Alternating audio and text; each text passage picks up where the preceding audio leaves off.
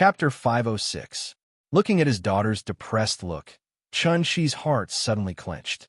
After he walked out of the crowd with the little girl, he immediately squatted on the ground, then hugged her and asked patiently, "Nian, what's wrong? Did someone bully you?" Although the little girl's face had a somewhat aggrieved expression, it did not look like she was bullied. Moreover, with her current physical condition, if she was really angry and went berserk, there would be no problem for her to beat up children of the same age.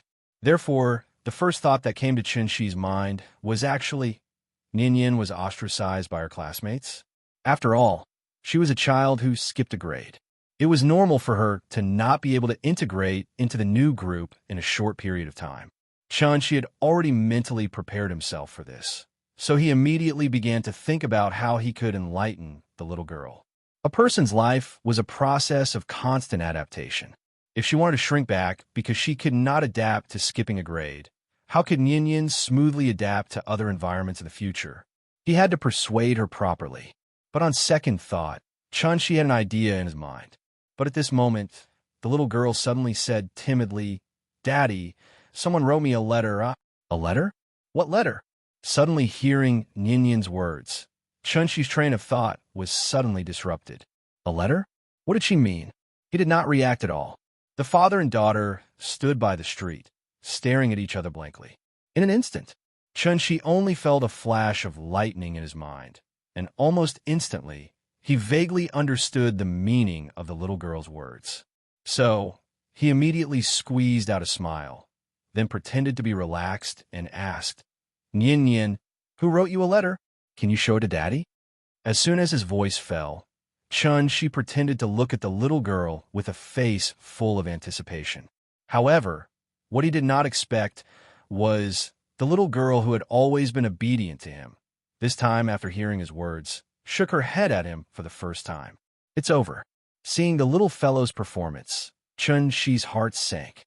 She thought about how the cabbage she had painstakingly planted had been eaten by the pig next door before it was time for it to bloom and bear fruit at that moment. Chun-Chi even had the urge to kill. It must be those bad kids who bullied Nian for her ignorance. Otherwise, how could a child like her understand such things? Lousy school. I will tear it down tomorrow. As a kind and open-minded father, Chun-Chi firmly believed that his daughter could still be saved. Therefore, he immediately tossed those inexplicable guesses to the back of his mind and exhaled deeply. Then, he put on an extremely solemn expression.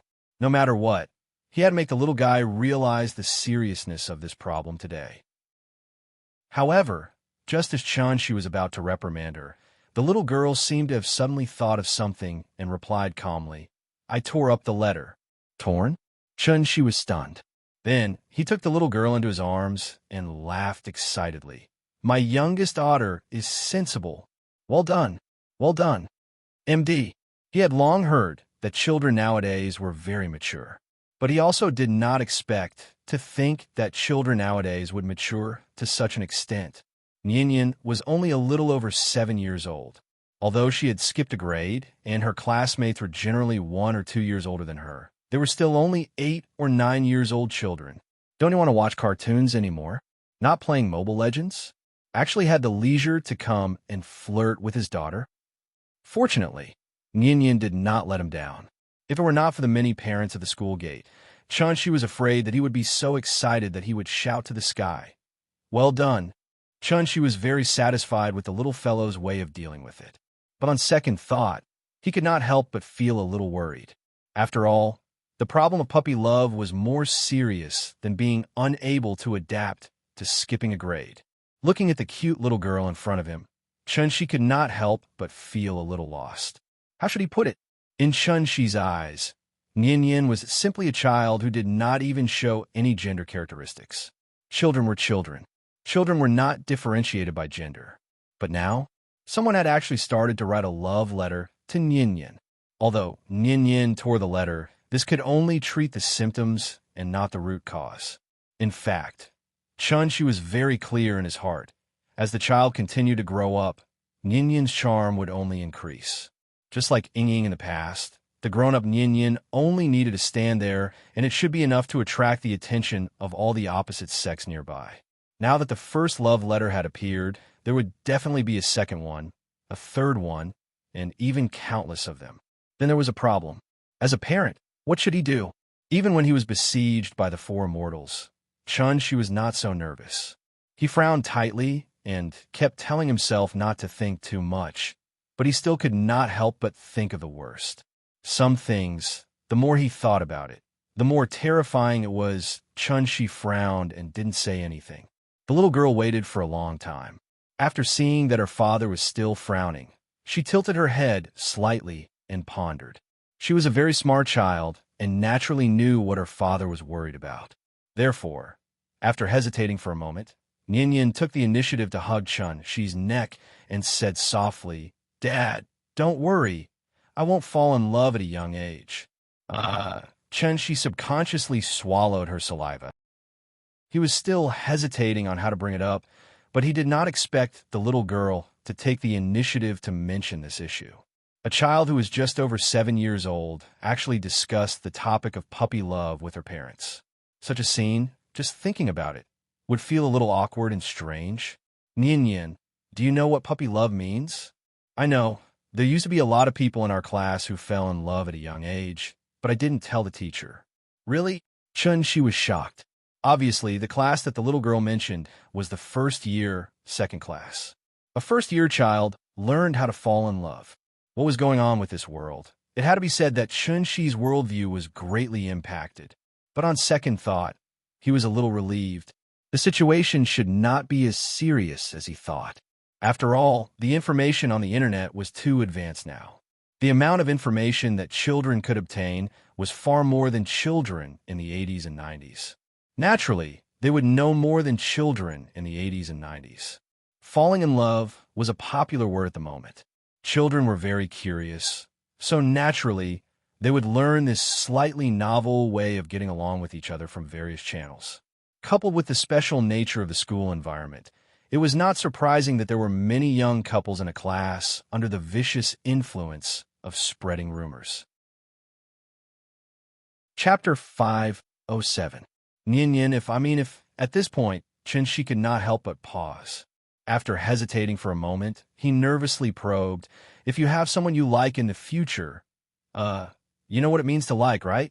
It means that you really want to play with someone every day, and that person also likes to play with you. Will you fall in love early like other students?" For parents, this question was indeed a bit awkward. Children were not sensible. Their understanding of early love was naturally very different from the understanding of early love of adults.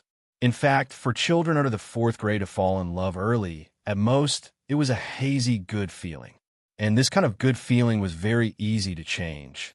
The child today liked A, tomorrow it might be B, and the day after tomorrow it might suddenly like C, who got first place in class. If A, B, and C were seen as toys, it was naturally easy to understand this problem. Children were both curious and liked to explore at the same time. Therefore, when encountering this kind of thing, it was best for parents not to be too agitated to the extent of going overboard. Correct guidance was the best way to solve the problem. As the saying goes, it is better to let go than to block. Chun-Shi tried to use a hypothetical method to let the little girl understand the disadvantages of early love. But what he did not expect was, as soon as he said his hypothesis, the little girl directly shook her head and then replied with a firm expression, "No, I won't like anyone, and I won't fall in love with anyone."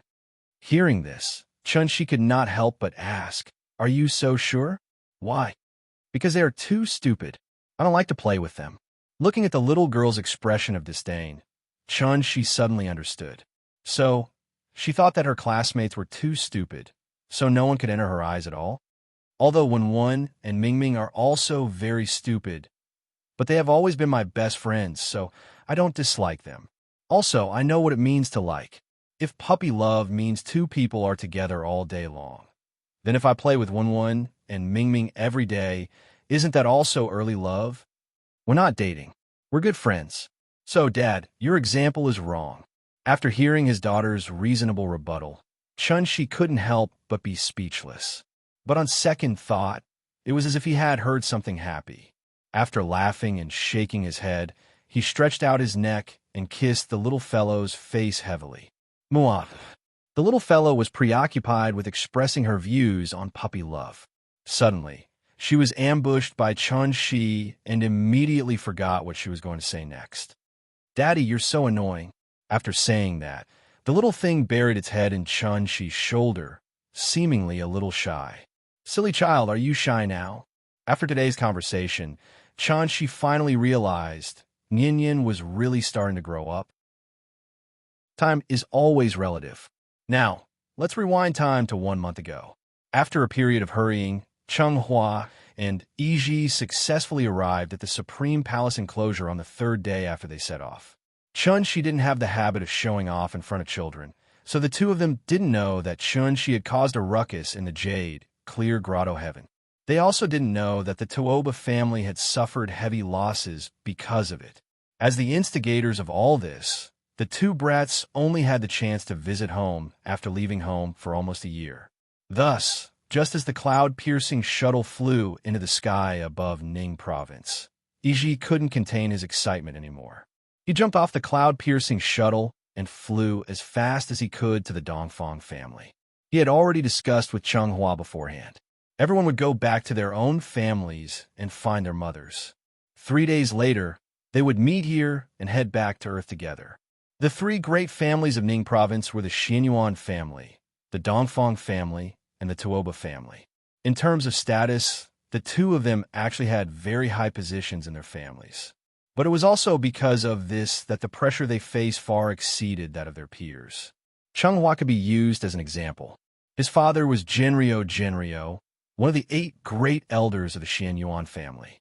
Since he was one of the 8 great elders of the Xianyuan family, Jinryo's cultivation naturally wouldn't be weak.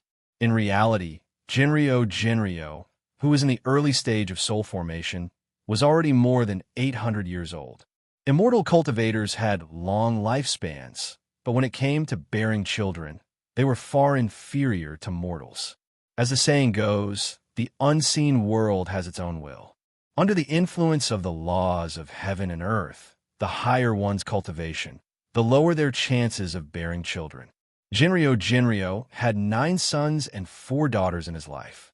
Cheng Hua was Jinryo's youngest child, and at the same time his last child. Cheng Hua's talent wasn't bad. In addition, Jinryo had a child at an old age, so it was inevitable that he would especially spoil this youngest child. Logically speaking, Cheng Hua should have lived a very comfortable life since he was born in one of the 3 great families of Ning province, and his father was one of the 8 great elders of the Xianyuan family. After all, he was a rich 2nd generation. But it was a pity reality was always slightly different from what outsiders imagined. In reality, Cheng Hua's life wasn't good at all. Cheng Hua's mother was called Zhang, and she came from a small family in Ning province. Because of her outstanding appearance, Jinryo made an exception and took her in as a concubine. What needed to be understood here was how long a cultivator's life was. If one didn't have someone to accompany them on the long road, wouldn't their life be very lonely? Because of this, cultivators usually viewed status as extremely important. Even though Xianyuan Yuanliang had countless women other than his first wife, first madam, the only one who had a proper status with him was the second madam, Madame Zhang. From this, it could be seen that Zhang was definitely not someone to be trifled with. However, although Zhang's methods were powerful, she was still a woman, so there were many things that Zhang couldn't decide. For example, Cheng Hua's eldest brother always used the excuse of training as an excuse to often throw Cheng Hua into an extremely dangerous place, and left him to fend for himself there. And this was the fundamental reason why Cheng Hua dared to recklessly enter the Tianshu ruins later on. As a mother, Zhang saw everything, but she couldn't think of any way to help her son, who asked Cheng Hua to only have one big brother left. Both of them were flesh and blood. In addition, his eldest brother always had a reasonable explanation, so Jinryo wouldn't help his youngest son at all. Instead, he would think that his eldest son did the right thing. No matter how noble their birth was, cultivators would face all kinds of unexpected difficulties and crises in their lives. If they could make it through, it would be an opportunity. If they couldn't make it through, it would be fate. Everyone was already used to this. Changhua should have had many brothers and sisters. Unfortunately, most of his brothers and sisters had fallen. Now, only the powerful fifth brother and eighth sister, who had already married into the Dongfang family, were left. Jinryo didn't want to be sad, so from the day Changhua was born, his fifth brother became the eldest brother, and his eighth sister became the second sister. Under normal circumstances, siblings should help each other and complement each other. Chenghua's family was an exception. If one had to use a word to describe the relationship between the two brothers, then this word must be like strangers. Chapter 508. Chenghua's eldest brother was Jinyuan Jingxi, who was over 300 years old this year. Ever since he broke through to Yuanying, Jinyuan Jingxi had been given a position in the family as a steward. He was considered to have officially stepped into the core management of the Xian Yuan family. It was important to note that any child with the blood of one of the three major families in their veins, regardless of whether they were from the main family or the side family, had to work hard to gain the family's approval. For anyone in the family, status had to be fought for. Since Jinyuan Jingxi was able to step into Yuanying at the age of 300, at this rate, as long as nothing too big happened in the future, he would definitely have the opportunity to successfully inherit Jinryo's legacy and become one of the 8 elders. What were the 8 elders? They were second only to one person and above everyone else. Seeing that his eldest son was so promising, Jinryo naturally hoped that his youngest son could be as outstanding as his eldest son. Thus, after Changhua was born, Jinryo handed over the task of educating him to Jinyuan Jingxi. And this was the beginning of Chenghua's tragedy. Jinyuan Jingxi didn't seem to like this little brother of his. After all, they weren't born from the same mother. When Changhua was still an infant, Jinyuan Jingxi used the excuse of cleansing his meridians to soak Changhua in all sorts of strange potions. He even called it a medicinal bath. Zhang had secretly investigated this so-called medicinal bath. Based on the dregs of the medicine left behind, she could roughly confirm that the medicine inside was poisonous. Because of this, Zhang didn't hesitate to have a big argument with Jinyuan Jingxi. She always felt that Chenghua's half-brother had ulterior motives. He might want to murder Changhua, so she didn't want Jinyuan Jingxi to get close to Changhua. Zhang originally wanted to use this opportunity to completely drive Jinyuan Jingxi away from Changhua. Who would have thought that when Jinryo heard about this, he would only ask Jinyuan Jingxi to show her the ancient book that recorded the formula of the medicinal bath, and then mercilessly scolded her. This ancient book was painstakingly obtained by Zhengqi from the Jade Clear Cave Heaven. I have already checked it beforehand. The herbs used in the book seem to be poisonous, but in fact, the principle of using poison to fight poison is used. Therefore, the effect of the medicine is better than ordinary herbs. Zhengqi is my child, and so is Changhua. Since they are brothers, why would Zhengqi hurt Changhua for no reason? I think you are measuring the heart of a gentleman with the yardstick of a villain. Don't blame me for not reminding you. Chenghua's talent is slightly better than Zhengqi's. If he ends up with nothing in the future, don't blame me for not caring about the relationship between husband and wife. Jinryo was one of the 8 elders in the family, and also the head of the family. His words naturally carried a lot of weight. After this, Zhang lost the right to raise Changhua. Mother and son could only see each other on certain days. For the rest of the time, Changhua could only bitterly endure all kinds of inhumane torture in Jinyuan Jingxi. Of course, Jinyuan Jingxi would never torture Changhua himself.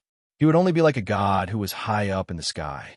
He would give his younger brother all kinds of death-seeking missions, and he would call it training. Fortunately, no matter how difficult these experiences were, Changhua still managed to pull through in the end. As for the love and hate entanglement between Changhua and his older brother, I won't go into too much detail here. Let's get back to the main story first. Today was Zhang's birthday, which was also her 100th birthday. 100 years old. No matter how long a cultivator lived, how many hundred years could they live in their lifetime? What's more, for someone like Zhang, who wasn't very talented, there was basically no hope of yuaning in this lifetime. If it had been someone else, they would have definitely thrown a big party when their birthday was coming to an end. Jinryo originally planned to do this as well. After all, he was one of the 8 elders of the Xian Yuan family. Whenever there was a happy occasion in the family, even the head of the family would personally come to congratulate him. But it was a pity. Ever since Zhang found out that Changhua had entered the Tianshu ruins, she shut herself in her room and refused to see anyone. Jinryo originally wanted to take advantage of her birthday to comfort her, but he didn't expect that Zhang would mercilessly block him outside the room. Now that Hua-Er's life is uncertain, as his mother, I really don't have the leisure to do that. Please don't blame me. Jinryo didn't force his way in, nor did he use his divine sense to probe the situation in the room. This was because he heard a trace of despair in Zhang's voice. That's right. Now that Chenghua's life was uncertain, how could Zhang still smile? Ever since the day She wreaked havoc in the jade, clear grotto heaven, everyone had a new understanding of the Tianshu ruins. Although the truth wasn't as mysterious as the legends, at least everyone knew that there was at least one supreme being living in there. What's more, this supreme being could even fight the 4 perfected masters of the jade, clear grotto heaven alone. Then, with his methods, could it be that he couldn't block the heart flame lamp senses? Therefore, even if Chenghua's heart flame lamp hadn't been extinguished, Jinryo found it very hard to believe that Changhua was still alive in this world. Sigh. After a deep sigh, Jinryo could only silently turn around and leave. In order to not let anyone disturb Zhang, Jinryo didn't forget to remind the servants not to let anyone take half a step into the courtyard after leaving. Now, he could only hope that Zhang could walk out of the shadow as soon as possible. After all, Jinryo had lived for several hundred years and was already used to seeing life and death. Therefore, when he learned that Changhua might never come back, he didn't appear too sad or emotional. It was impossible to say that he wasn't sad. But what was the use of being sad? As an immortal cultivator, Jinryo had experienced too many life and death separations in his life. That old heart of his had long been numb.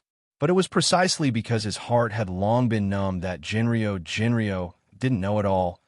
This woman who had locked herself in her room all day because of the loss of her son, in such a state of despair, what terrible things would she do in a dim room? Zhang sat quietly by the bed alone, holding an old rag doll in her hand. This rag doll was personally sewn for Changhua. It was also Chenghua's favorite toy when he was young. Perhaps she was thinking of him when she saw it. Zhang gently stroked the rag doll with her fingers as she softly muttered, "Don't worry. Mother has already reached an agreement with the Holy Church. Very soon, they will let Big Brother accompany you to the Tianshu ruins." Her voice was very soft, but the expression on her face was very strange. Sometimes she chuckled, sometimes she was sad, as if she was possessed. It gave people a horrifying and strange feeling. 9 Heaven's Divine Emperor. Chapter 509. The first madam had passed away many years ago, so apart from Jinryo, Zhang had the highest status in the family. However, so what if she had a high status? Jinryo still thought that Zhang's cultivation was too low, and that she was not talented enough to guide Changhua properly. That was why he had left Changhua in the care of his eldest brother since he was young. But what happened in the end? Now that Chenghua's fate was unknown, Zhang naturally took it to heart. She felt that Changhua was forced to his death by his eldest brother and father. Her son was forced to his death. So is Chenghua's mother. How could she continue to remain calm? One had to know that when a woman went crazy, she would not recognize her own family. To Zhang, although the Xian Yuan family was huge, there was nothing in it that she was reluctant to part with. Chenghua's trip to the Tianshu ruins could only end in death. As a result, Madame Zhang's heart was filled with hatred. She hated everyone, including Jinryo. Just as she had said before, if something really happened to Changhua, she would make sure that the entire Xian Yuan family was buried with him. The Holy Church had already responded, so Zhang believed that her plan would come to fruition soon. Zhang silently planned. At this moment, a figure completely ignored Jinryo's ban and forced his way into her courtyard. Jinryo had set up a restriction on the entrance of the courtyard, allowing only people to leave and not enter. Thus, this person could only use all his strength to break through the restriction and try to force his way in. Soon, this commotion alerted the guards in the courtyard. Seeing that the guards were rushing over, the intruder turned around and shouted at them excitedly. "Open the restriction. I want to see my mother." As soon as he appeared, the guards were stunned. He saw that this person was wearing a white short-sleeve shirt on his upper body and a pair of ripped jeans on his lower body. Coupled with his short hair, he looked somewhat out of place with the surrounding environment. His attire was a little strange. After careful observation, the guards finally dared to confirm that the person in front of them was the long-missing second young master. Second young master really came back. "What are you waiting for? Hurry up." Seeing that everyone was hesitating, Chonghua no longer bothered with them. He looked around and found that the secret key to open the restriction was on one of the guards' waist. He walked over to the person and snatched the key. The guard instinctively wanted to stop him, but he was instantly intimidated by his fierce glare. How could this person not be the second young master? Seeing Chonghua swagger into the courtyard, the guard in charge of keeping the secret key seemed to have suddenly thought of something. He couldn't help but shiver, and then with a face full of excitement, he shouted, "Quick, report to the master. Second young master is back." Chonghua's return was like a stone heavily smashed into the water. As the restriction was opened, Zhang finally heard the commotion outside. She frowned and opened the door. Just as she was about to scold him, she unexpectedly saw the figure that made her worried the moment she raised her head. "Mother, I'm back." When Chonghua saw that Zhang had come out, he immediately knelt on the ground and bowed. At that moment, Zhang felt as if she was struck by lightning. She had an expression of disbelief on her face as she stood there in a daze for a full 3 seconds. Then, she subconsciously cried out in shock, "What? Mother, it's me. I'm back. It's really you? Come here quickly. Let mother take a good look at you." The scene of mother and son reuniting after such a long time was really touching. Zhang quickly walked forward and helped Chonghua up. Then, the mother and son hugged each other tightly. They were so emotional that they couldn't speak. After a long while, Zhang finally suppressed the excitement in her heart. Then, with a concerned expression, she asked, "Fortunately, the Immortal Emperor protected me. I didn't have to send off my son just now." After experiencing so many things on Earth, Chonghua had matured a lot. He had learned many things from Chun-Shi, including kinship. How could Zhang not treat him as well as how Chun-Shi treated Yin? How great and selfless was this kind of love? Every time he thought of this, Chonghua couldn't wait to rush back to the Supreme Palace enclosure. He only hoped that he could use his filial piety to comfort his mother's silent concern for him all these years. As the saying goes, a tree wants to be still, but the wind won't stop. A child wants to be raised, but his parents won't wait. Now, he was finally back. "I'm unfilial and made mother worry." It's fine. It's good that you're back." Zhang looked at Chonghua up and down. After making sure that he was not hurt, she asked happily, "Didn't you go to the Tianshu ruins?" This. Chonghua naturally understood what Zhang was worried about. So, he immediately smiled and replied, "Mother, I came back especially to celebrate your birthday." Zhang seemed to want to say something else. Seeing this, Chonghua directly held her arm and said with a smile, "Let's go. I'll help you back to the house first. Then, I'll tell you what happened in detail." The mother and son returned to the room. Then, under Zhang's incredulous gaze, Chonghua recounted his experience during this period of time in detail. "You mean, after you met Mr. Chun, not only did he not kill you, and he even took the initiative to accept you as his disciple?" After listening to Chonghua's story, the expression on Zhang's face was very interesting. Mr. Chin's prestige was now a gold-plated signboard in the Supreme Palace enclosure. Everyone said that the Tianshu ruins were a forbidden area and that trespassers would die. Who would have thought that Cheng Huan not only did not lose his life after trespassing into the Tianshu ruins, but also profited from the disaster and formed a good relationship with Mr. Chun? Mother, you might not understand. Mr. Chun did not accept me as his disciple. He only let me live in his house. When he was free, he would give me a few pointers in order not to worry his mother. Cheng Hua concealed most of the facts. He did not mention Qin Shuetching at all. So Zhang Zhang mistakenly thought that he had been accepted as a disciple by Chun Shi. Even if it was only a few pointers, it was still pointers from Ji Zun. Mr. Chun is a peerless master who could defeat the 4 perfected masters alone. Huaru, you've bumped into a great opportunity. Zhang Zhang was very excited. Who knew what kind of great luck Cheng Hua had to be lucky enough to become Ji Zun's disciple? Looking at her son, who was becoming more mature and steady, Zhang Zhang could not help but smile from the bottom of her heart. But immediately after, she seemed to have suddenly thought of something terrible, and a trace of worry flashed across her eyes. Cheng Hua's return was indeed a great thing.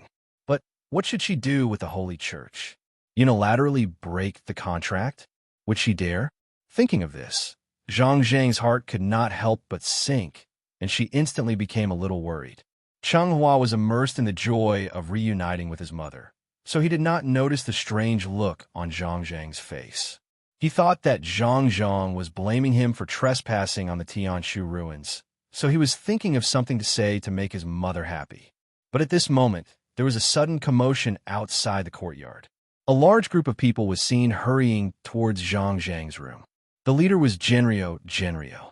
Other than Cheng Hua's elder brother, Jinyuan Jingqi, who was with him, there was also the current head of the Xianyuan family, Xianyuan Wuang. Chapter 510. Outside the courtyard, the head of the family and the 8 elders arrived together. From this, it could be seen how shocking the news of Cheng Hua coming back alive from the Tianshu ruins was. Where is he? Xianyuan Wuang looked to be about 60 years old. He was wearing an exquisite dark green robe with a simple jade pendant hanging from his waist. It was obvious that he was the one with the highest status in the group. This was Genrio's courtyard. Although Xianyuan Wuang was the head of the family, the servants did not recognize him. After all, there was no television in the Supreme Palace enclosure. The guard didn't know Xianyuan Wuang, but he vaguely recognized a few of the 8 elders. Therefore, when he heard Xianyuan Wuang's seemingly random question, the guard was stunned. He didn't know how to answer at all. Seeing this, Genrio immediately walked out from the back of the group and quickly scolded in a low voice. Fool, the head of the family is asking you a question. Why aren't you answering? Where did Cheng Hua go? After hearing the head of the family scolding, the guard replied with a look of realization. Master, the second young master has been staying in the second madam's room ever since he came back. He did not go anywhere. All right, get out of here. The Xianyuan family was very large. If one had to describe it, the Xianyuan family could be considered county. The head of the family was the county head, and the 8 elders were the mayors of the various towns. Now that the county head was here, it was understandable that the servants were slightly negligent. Although Genrio was very impressive all day, in front of the head of the family, he was very much like a bootlicker who only knew how to nod his head and bow his head. And this was the specialty of the Supreme Palace enclosure. That was the feudal hierarchy. Under the rules of this system, the head of the family's authority could not be challenged. Fortunately, Xianyuan Wuang seemed to be in a good mood today. Therefore, after hearing the guard's answer, Xianyuan Wuang did not show any intention of blaming him. After casually waving his hand, he strode into the courtyard. When his entourage saw this, they all followed behind him and swarmed into the courtyard like a swarm of bees. At this time, Cheng Hua also heard the commotion outside the house. After signaling his mother not to get up, he walked to the door and pushed it open. At that moment, everyone's eyes were focused on him. This was Genrio's youngest son, Xianyuan Cheng Hua, a little brat who hadn't even had a coronation ceremony. If not for the fact that Cheng Hua had returned alive from the Tianshu ruins, most of the people present would have forgotten that Jinryo had such an outstanding son. Why aren't you kneeling down? According to the customs of the Supreme Palace enclosure, a crowning ceremony would be held at the age of 20, which was the so-called coming-of-age ceremony. Before the crowning ceremony was held, juniors like Cheng Hua did not even have the right to step into the ancestral hall of the clan. In the past, during the clan meeting, Cheng Hua often ran outside with his peers to peek at the meeting. Therefore, he knew the head of the family and the other elders. Therefore, after hearing Jinryo's reminder, Cheng Hua immediately stopped on the steps and then bowed to the people of the courtyard. He clasped his fist and bowed. Cheng Hua is here to greet the head of the family, father, and elders. There was nothing wrong with Cheng Hua's words.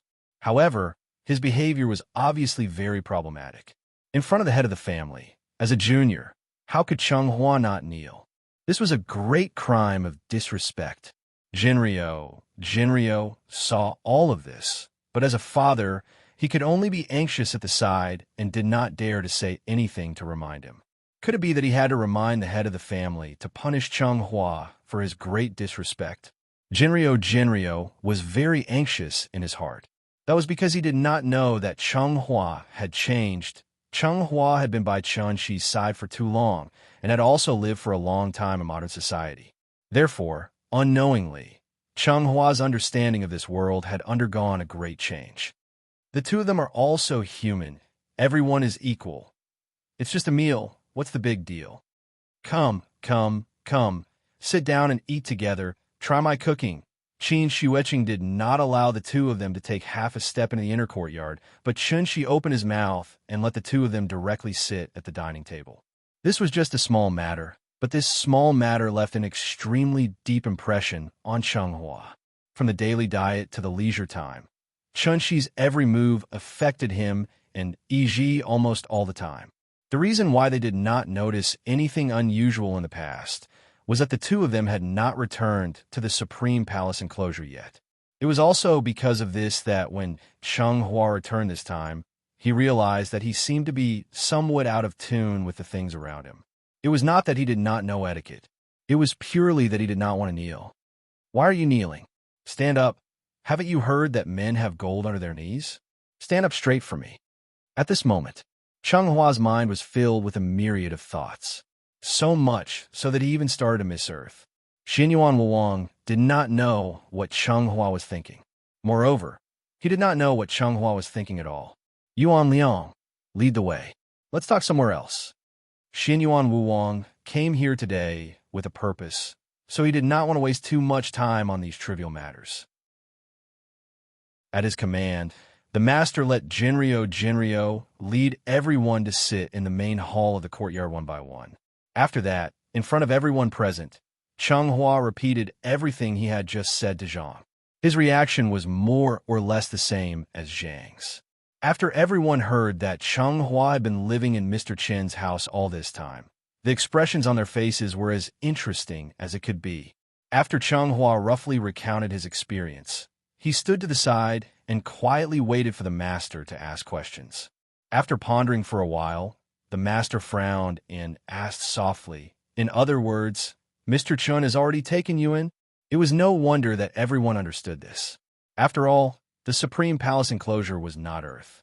Other than Chen Shi, who would take a captive in their own house and provide them with good food and drinks.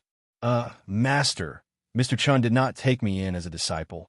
He just let me live in his house and gave me a few pointers when he was free. Cheng Hua tried his best to explain. Hearing this, Xinyuan Wuong replied with a look of sudden realization. "I think it's because your cultivation levels are too low. Mr. Chen was afraid that you two would embarrass him, so he didn't give you a master and disciple status. If that's the case, you really can't claim to be his disciple." As soon as this was said, the 8 elders suddenly seemed to have figured something out. They could not help but nod in agreement. "Master, you're right." Seeing that this misunderstanding was getting bigger and bigger, Cheng Hua hesitated for a moment, but in the end, he forced himself to swallow the words that had already been on the tip of his tongue. "Anyway, There was nothing wrong with being Mr. Chen's disciple. Since everyone had to understand it this way, he could only let it be. At worst, he would go back and explain it to Mr. Chen properly. Anyway, he did not use Mr. Chen's name to swindle people everywhere. Cheng Hua believed that he had a clear conscience, so he did not dwell on this issue any longer. Since Xian Yuan Wang had asked what he wanted to ask and understood what he needed to understand, Cheng Hua guessed that it was time for them to leave. So he tactfully excused himself and left the main hall. Of course, he did not go far. Instead, he waited silently outside the house so that he could send the elders off later. Cheng Hua stood outside the door and waited, bored to death. However, at this moment, his name suddenly rang out in the main hall. Yuan Liang, you really have a good son. This child is called Cheng Hua, right? Where are his birth characters? Is he betrothed now? Coincidentally, I have a niece. She's 16 years old and has yet to be betrothed. I wonder, Yuan Liang, are you willing to become my in-laws? At that moment, Cheng Hua felt as if a basin of cold water had been poured over him from head to toe. Before Jinryo could even open his mouth to reply, he rushed into the main hall as if he had been electrocuted. Then, in front of the master, he shouted at everyone, "No!" Chapter 511. No. Cheng Hua's sudden intrusion instantly interrupted everyone's conversation.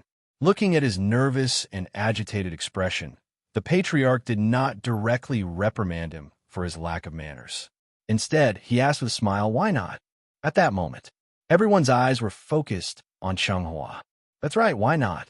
As the cultivation of an immortal cultivator increased, the probability of having children would gradually decline. Therefore, immortal cultivators would usually try to get married and have children as soon as possible before they made a major breakthrough in their cultivation, so as to avoid the tragedy of having no one to send them off in the future. Even young people like Cheng Hua, who had not yet had a coronation ceremony, were mostly already married at this age. The meaning of life was to reproduce and multiply.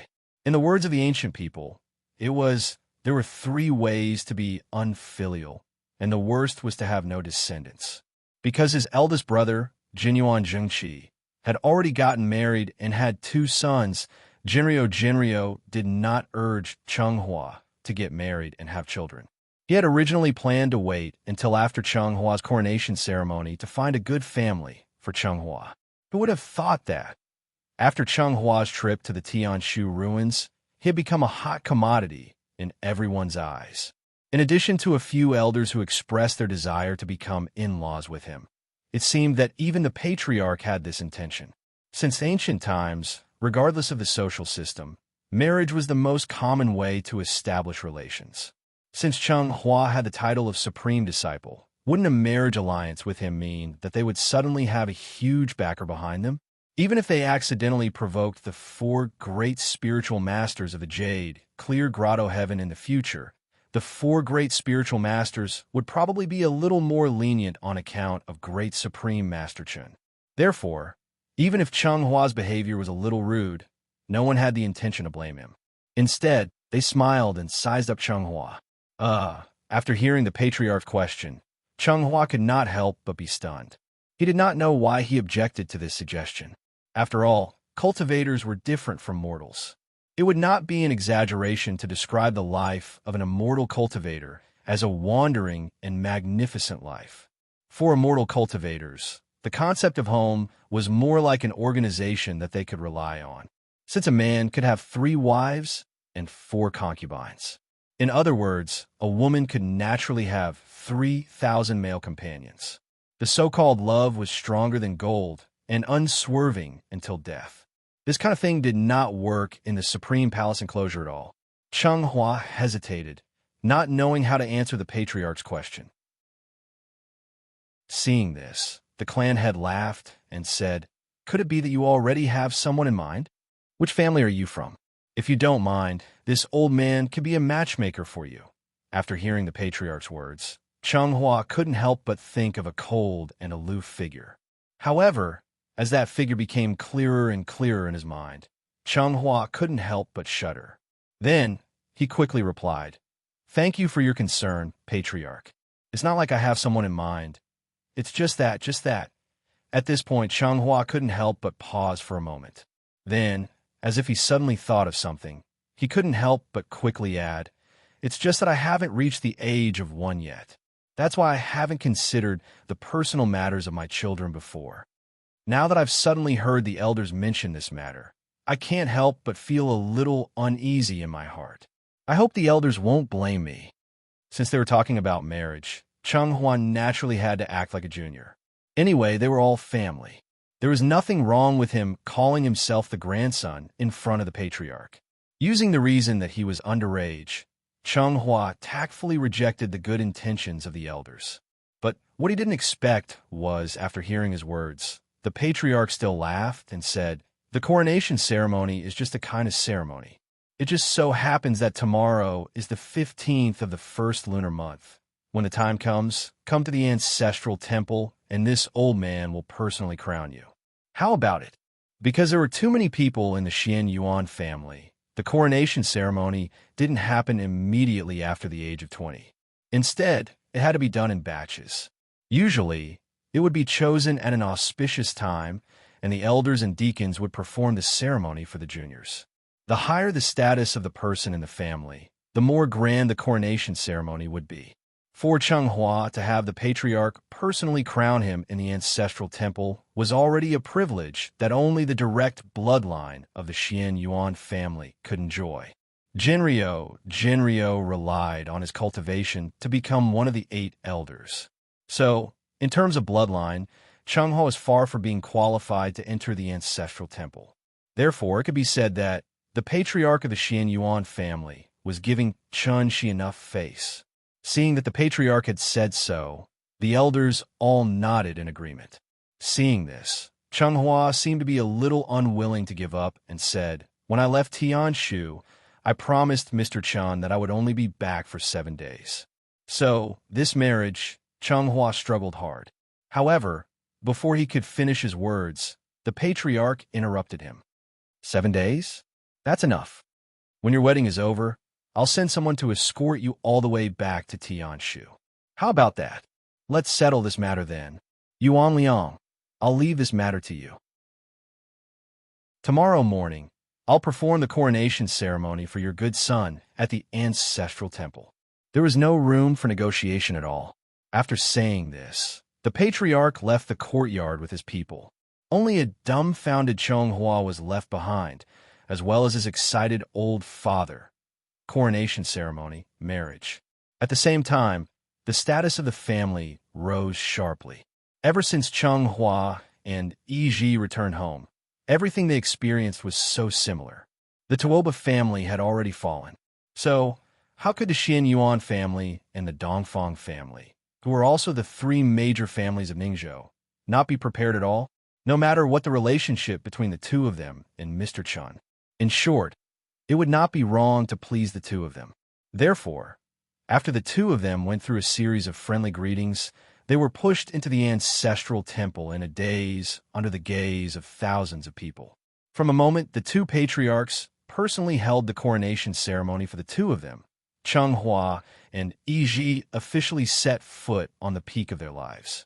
It felt like a dream. Everything came so suddenly. In a daze, the 2 teenagers were in their own ancestral temples. At the same time, they put on the red and black crowns that were unique to adults. The ceremony is complete. Bow to the ancestors. As the ceremony was completed, there was a burst of lively cheers outside the ancestral temples of the Xian Yuan and Dongfang families. People couldn't help but cheer for the crowns. It was as if there was only joy left in the world. However, no one would have thought, just as the 2 of them were about to complete their coronation ceremony, an earth-shattering sound suddenly came from the horizon. Boom! In an instant, lightning flashed and thunder rumbled. Evil wind blew. Chapter 5:12. The sudden turn of events alarmed everyone. The sun was still shining brightly earlier, but in the blink of an eye, the sky in the distance had become so gloomy that it was about to rain. Seeing that a storm was about to come, the people outside the ancestral temple could not help but whisper to each other, What's going on? The weather is so abnormal. Did something big happen in the jade, clear grotto heaven? Like the Great World, there were no stars near the Supreme Palace enclosure, so the changes in the weather and the movement of the sun and moon were all controlled by the formation. The core of the Supreme Palace enclosure's formation was in the jade, clear grotto heaven. Now that the weather had suddenly changed, the first reaction of the people present was to guess if something had happened in the jade, clear grotto heaven. Thick black clouds covered the entire sky, and the sky was as dark as ink that had dripped into water. Looking from afar, the black clouds surged over one after another, like the ferocious and terrifying faces of monsters. Like the low growl of a vicious dog before it pounced on its prey, the thunder in the sky accumulated power for a while before it suddenly burst out with an earth-shattering sound. Rumble! Rumble! In an instant, the thunder rumbled and the wind howled. In front of such a terrifying scene, no one had any intention of hiding. Instead, they all looked up at the distant sky. In the ancestral temple, the moment Xianyuan Wuong heard the thunder, he stopped the warning and blessing he was about to say to Changhua. Instead, he quickly walked out of the ancestral temple with a serious face. When the 8 elders saw this, they all followed behind him and walked out of the ancestral temple. Changhua was supposed to be the main character of today's ceremony.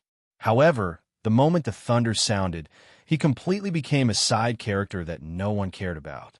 Seeing that no one cared about him, Changhua did not bother to care about the complicated etiquette. He directly took off the white crown on his head and hugged it in his arms. Then, he quietly moved to Jinryo's side. "Father, did something big happen?" The patriarch and the 8 grand elders stood proudly on the steps, facing the demonic wind. After hearing Chenghua's question, Jinryo frowned and glared at him. He then quickly scolded him in a low voice. Silence. Oh, okay. Changhua had never seen such a scene before. Therefore, when he heard Jinryo's reprimand, he could only shrink his head in confusion and obediently stand behind the crowd, not daring to make any noise. Rumble, rumble. The sound of rolling thunder reverberated in the air. One after another, there was not a single moment of rest. It lasted for about 2 minutes before the deafening thunder gradually subsided. What's going on? Like Changhua, most of the young people outside the ancestral temple had blank looks on their faces. They had no idea what had just happened. Changhua stole a glance at his father. He realized that his father's expression was somewhat strange.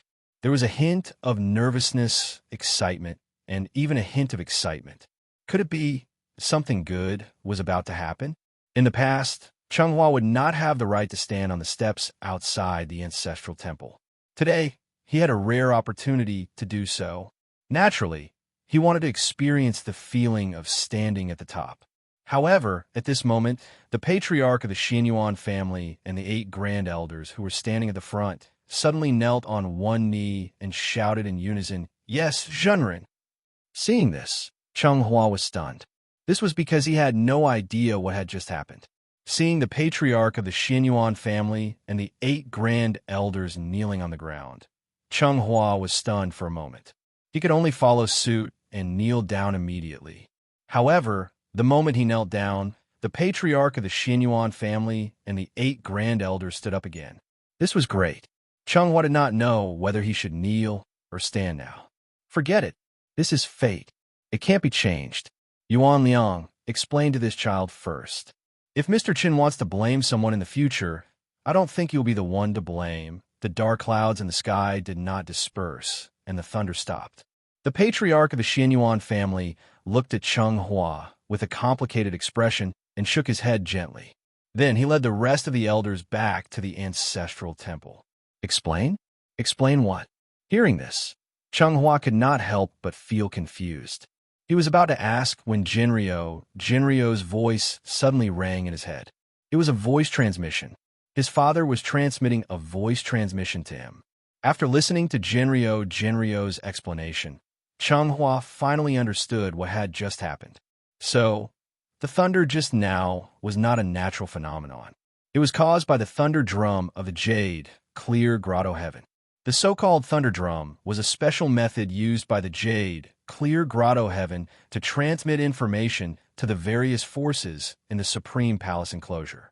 It was roughly equivalent to the radio station on Earth, and it was the encrypted kind.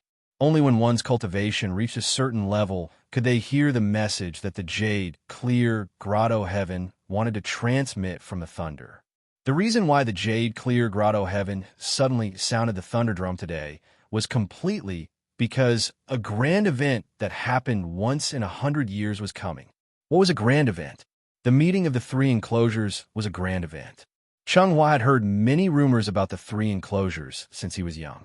The so-called three enclosures were the Supreme Palace enclosure, the Crepe Myrtle enclosure, and the Heavenly Market enclosure. Legend had it that a long time ago, the three enclosures were originally a complete planet. Later on, something happened that caused the planet to be torn apart and turned into the three enclosures of today. Like the Supreme Palace enclosure, the Crepe Myrtle enclosure, and the Heavenly Market enclosure were also plate-shaped landmasses that had been drifting in this vast universe for thousands of years. Because there were no stars to guide them, there was no trace of the three enclosures' whereabouts. The Supreme Palace enclosure was now near the solar system. Perhaps the Supreme Palace enclosure was still on the other side of the Milky Way 100,000 years ago. The three enclosures would meet once every 100 years, and the principle of its operation was still unknown. According to the speculation of a senior expert in the Jade, clear grotto heaven, the reason why the three enclosures would meet at regular intervals should be related to the arrangements left behind by the ancient powerhouses. In other words, the three enclosures were still hiding some shocking secrets that had not been discovered by anyone. In order to uncover this secret, since the establishment of the Jade, clear grotto heaven, its successive sect masters had been secretly searching for the truth. After various efforts, they finally found a clue. This clue came from Great Illusionary Land. Changhua knew about the three enclosures, but he had never heard of the Great Illusionary Land. Therefore, after hearing this term, he could not help but interrupt Jinryo and ask directly, "Father, I still don't understand what you mean. This Great Illusionary Land. What does it have to do with me?" Hearing this, a meaningful smile suddenly appeared on Jinryo's face. He reached out and patted Chenghua's shoulder, then whispered in Chenghua's ear, Prepare well. Your opportunity is here." Chapter 5:13. For a junior like Changhua, the Great Illusionary Land was an extremely unfamiliar term. However, for existences like Jinryo, and even the Xinyuan family head, the Great Illusionary Land was a good place that symbolized opportunities and fortuitous encounters. Although the Great Illusionary Land was a specific name, it did not have a specific address. That was because the address it appeared at every time was not fixed. The Great Illusionary Land would only appear briefly in a thick fog on the day when the three enclosures converged. Every 100 years, the three enclosures would gradually get closer and more or less join together under the influence of an unknown force. Just like Asia, America, and Europe, if a sea was filled in between the three enclosures, then one could roughly see its original appearance when looking from afar in the starry sky. Once upon a time, it was also a complete planet. Every time the three enclosures converged, the fluctuation of the spirit energy of heaven and earth would become unusually intense, so much so that the spirit energy would gradually form a fog that would gradually cover the entire sky. At this time, one only needed to follow the spirit energy all the way. The place with the densest spirit energy would be the place where the Great Illusionary Land appeared. Unlike the unknown dangers of the Tianshu ruins, the Great Illusionary Land had real benefits. Jinryo had a deep understanding of this problem. After all, if he had not been lucky enough to obtain the qualifications to enter the Great Illusionary Land and obtain many benefits from it, then Jinryo, who was only from a collateral bloodline, would not have been able to sit in the position of the 8 Great Elders. At this point, it was necessary to first mention the so-called social resources and class consolidation. In fact, whether it was Earth or the great illusionary land, except for some lucky people who were favored by the heavens, it was actually very difficult for ordinary people to climb from the bottom of society to the top of society. The great illusionary land did not have a college entrance examination, so the great illusionary land was the only way for everyone to reach the top in one step. Once one entered the great illusionary land, all the opportunities and fortuitous encounters were in front of one's eyes. But it was a pity the great illusionary land could only allow 3,000 people to enter at a time. 3,000 people sounded like a lot. However, if it was placed in the entire great illusionary land, this number was too small. Just Ning State alone had the Xianyuan, Dongfang, and Tuoba families, as well as many slightly weaker mid-sized families. Moreover, besides the Ning prefecture, there were still 8 other prefectures in the Supreme Palace enclosure that weren't inferior to the Ning prefecture at all. Since everyone wanted to go in and get a share of the pie, then these 3,000 spots naturally needed to be properly distributed. Thus, with the Jade Clear Grotto Heaven taking the lead, the slots were accurately allocated to the various forces according to their overall strength. The thunderclap drum earlier was actually an announcement to the various great powers about the number of slots they would be able to obtain this time. This was the fundamental reason why Cheng Hua had never heard of the existence of the great illusionary land before. The quota was limited. Therefore, the fewer people who knew about the existence of the great illusionary realm, the better. Otherwise, wouldn't those bumpkins from small families rebel against the heavens and swarm into the great illusionary realm to change their fates? Therefore, it could be said that this was a carnival for the upper class of the Supreme Palace enclosure, and it had nothing to do with the general public. It was probably because the Tuoba family had suffered a heavy blow a few days ago. So during the distribution this time, the Xianyuan family and the Dongfang family were both given 3 slots, one more than before. Regarding this, the Xianyuan family patriarch was naturally overjoyed, so he immediately returned to the ancestral temple and used the excuse of inspecting the cultivation progress of his clansmen as an excuse to launch a large clan meeting that involved the entire Xianyuan family. Although it was called a large clan meeting, it was actually a martial arts competition. Anyone whose cultivation was above the Golden Core realm and below the Yuanying realm could sign up. As long as one obtained the top 3, they would be allowed to enter the great illusionary realm.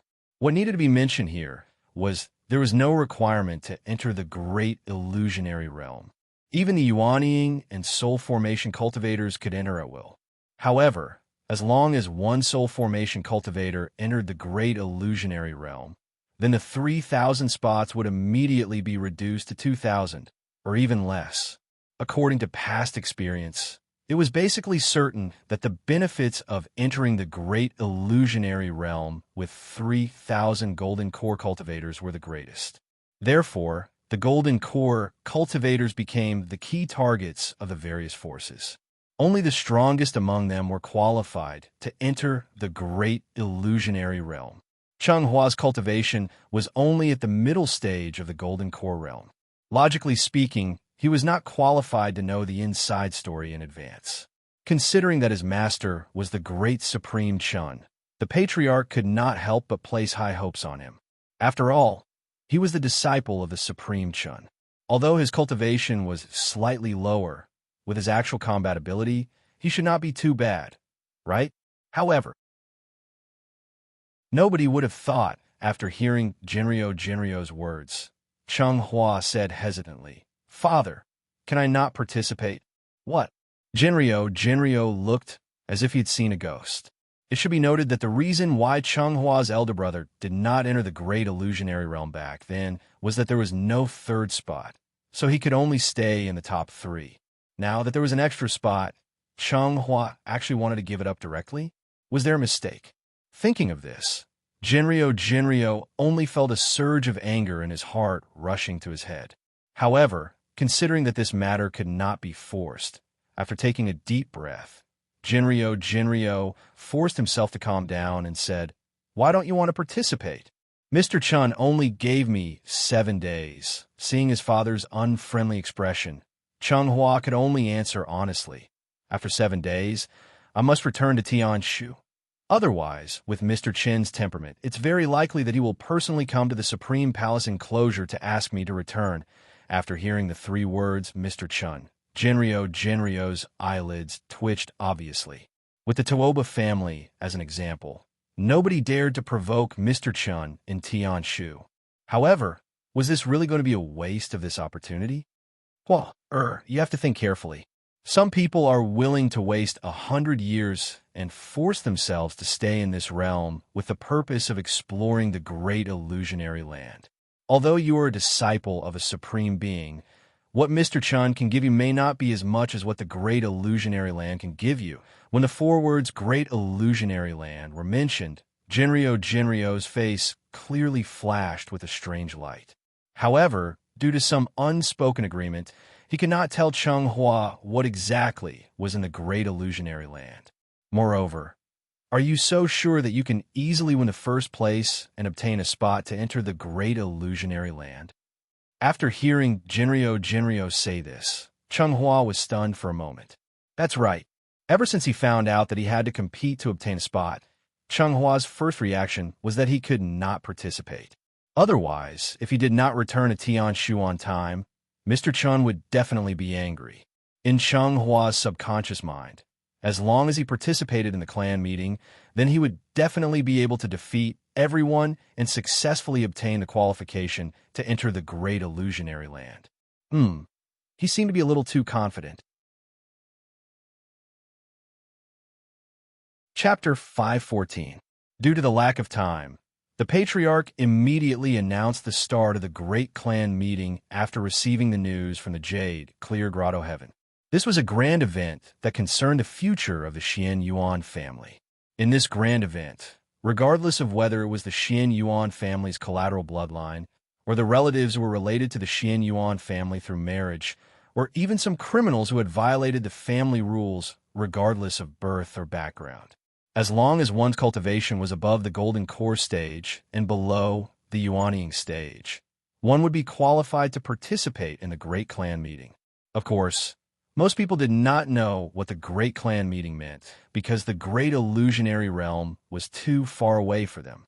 But even so, everyone wanted to do their best in this Great Clan Meeting and strive to get a good ranking. This grand event was not only related to the Great Illusionary Realm, but also related to everyone's status in the family.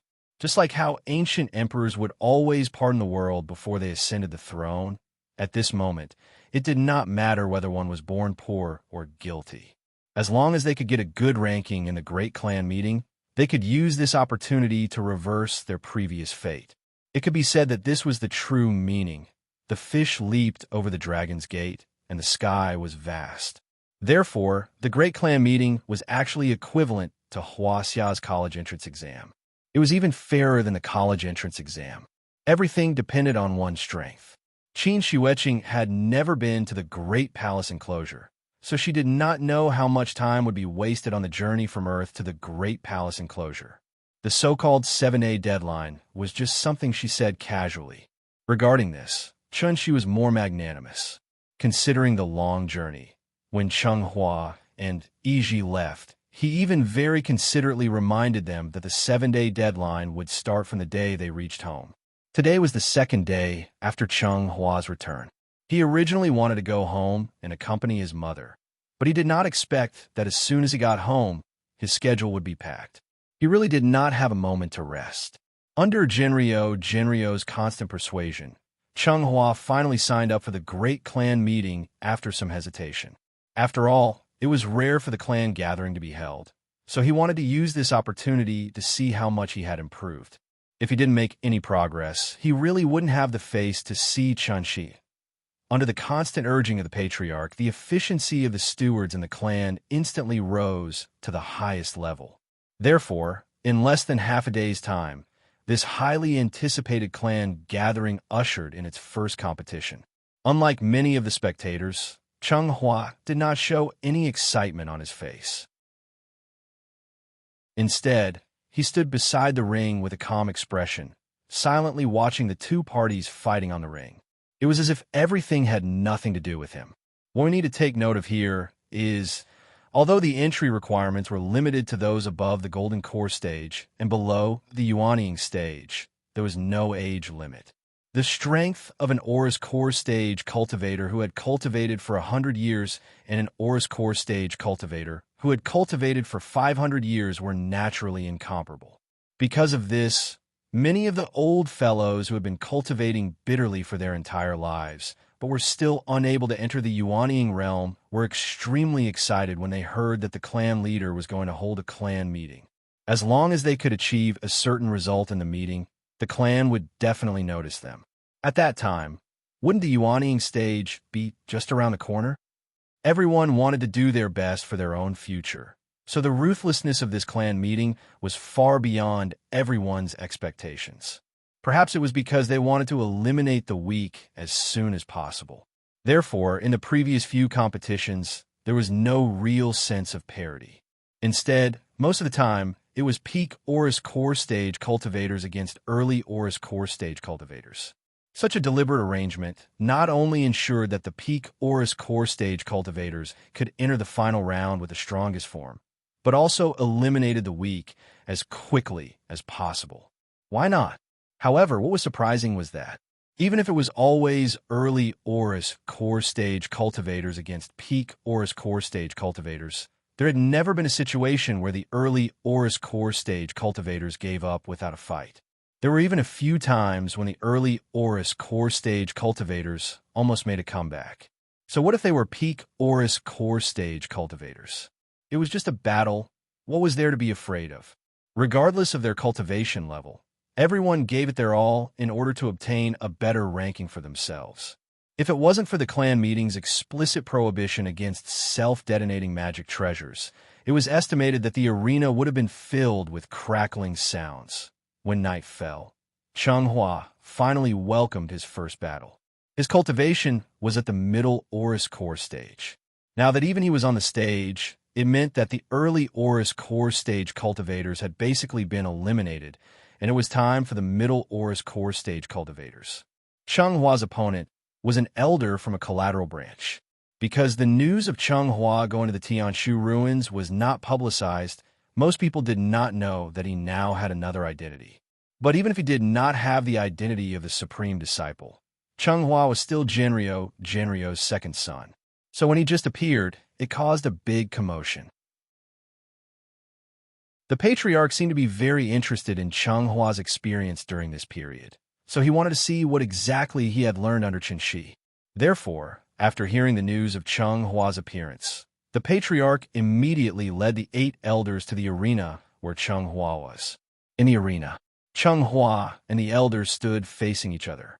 The elder did not know Changhua, but he had learned about Chenghua's identity from the onlookers, so he was extremely polite as soon as he came up. "I'm older than you, young master. Now that I have the honor of exchanging pointers with you, please make your move first." As he spoke, the old man took out his Dharma treasure. It was a simple long saber, and its rank was a 3rd-grade spirit treasure. At first glance, one could tell that it was a collection of the elders for many years. If Chenghua's Phoenix Perch Scorched Tail box was still there, then this long saber was naturally not a good item. According to the usual practice, the two sides should introduce their magic treasures before exchanging pointers. Therefore, the elder roughly introduced his long saber. He estimated that with Chenghua's identity, his 3rd-grade spirit treasure would not be good enough for him. Who would have thought, after hearing his introduction? Changhua shook his head directly, and then said calmly, "I won't use my magic treasure. Please make your move." At that moment, not only was the elder on the arena stunned, but even Genryo, who was flying in the sky, was also surprised. How could this child be so arrogant? Not using his Phoenix Perch Scorched Tail box, he actually wanted to fight against a peak golden elixir with his bare hands? Could a supreme disciple be so arrogant? Regarding this question, Genryo had wronged Changhua. Because he did not know, not using magic treasures had long been a tradition of the Sai courtyard. The one who really made Changhua decide not to rely on magic treasures to fight was actually not Qin Shueqing, who had entered the Tao through martial arts, but Chen Shi. As the saying went, loud voices come from afar, not from the autumn wind. You're just ordinary people. How can you understand great Supreme Master Chen's painstaking efforts? Chapter 515. Cheng Hua had also consulted Chen Shi many times when he was in a good mood regarding cultivation. Chen Shi was a supreme martial artist, so his answers were unquestionable truth to Cheng Hua. There were 8 methods of immortals: pills, talismans, weapon arrays, and witchcraft. Earth originally lacked the corresponding inheritance and materials, so there were very few rare and strange magic treasures. Even if there were 1 or 2, most of them were old antiques passed down from ancient times. The Supreme Palace enclosure was different from Earth. It had not experienced many changes, so compared to Earth, which lacked the inheritance of the 8 methods, the Supreme Palace enclosure was actually more like the United States, where weapons were not banned. Magic treasures were just consumer goods that could be seen everywhere. This was the reason why Qin Shueqing did not like to use magic treasures.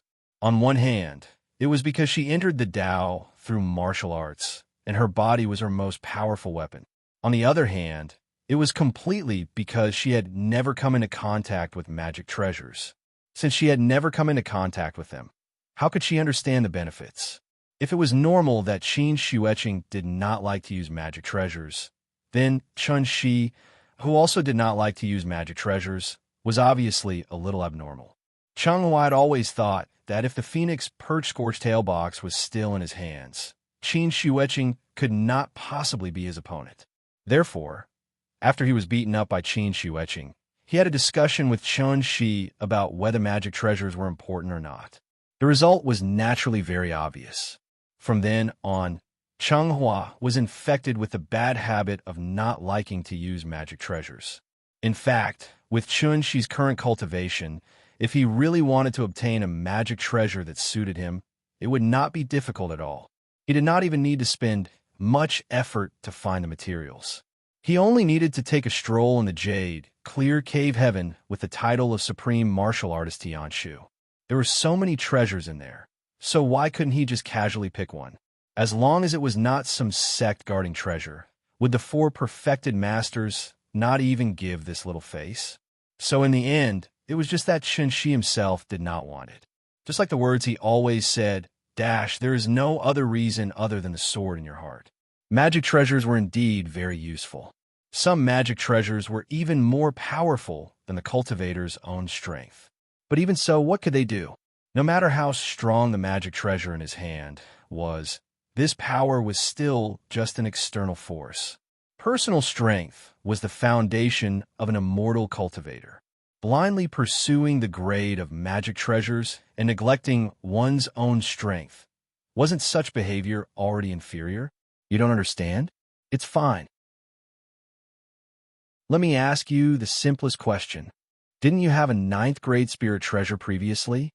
If the current you with your bare hands were to face the you who used to have a 9th grade spirit treasure, then do you think which period would you be more powerful? With that, Chen Shi smiled mysteriously and patted Cheng Hua's shoulder. This scene also left a deep impression on Cheng Hua.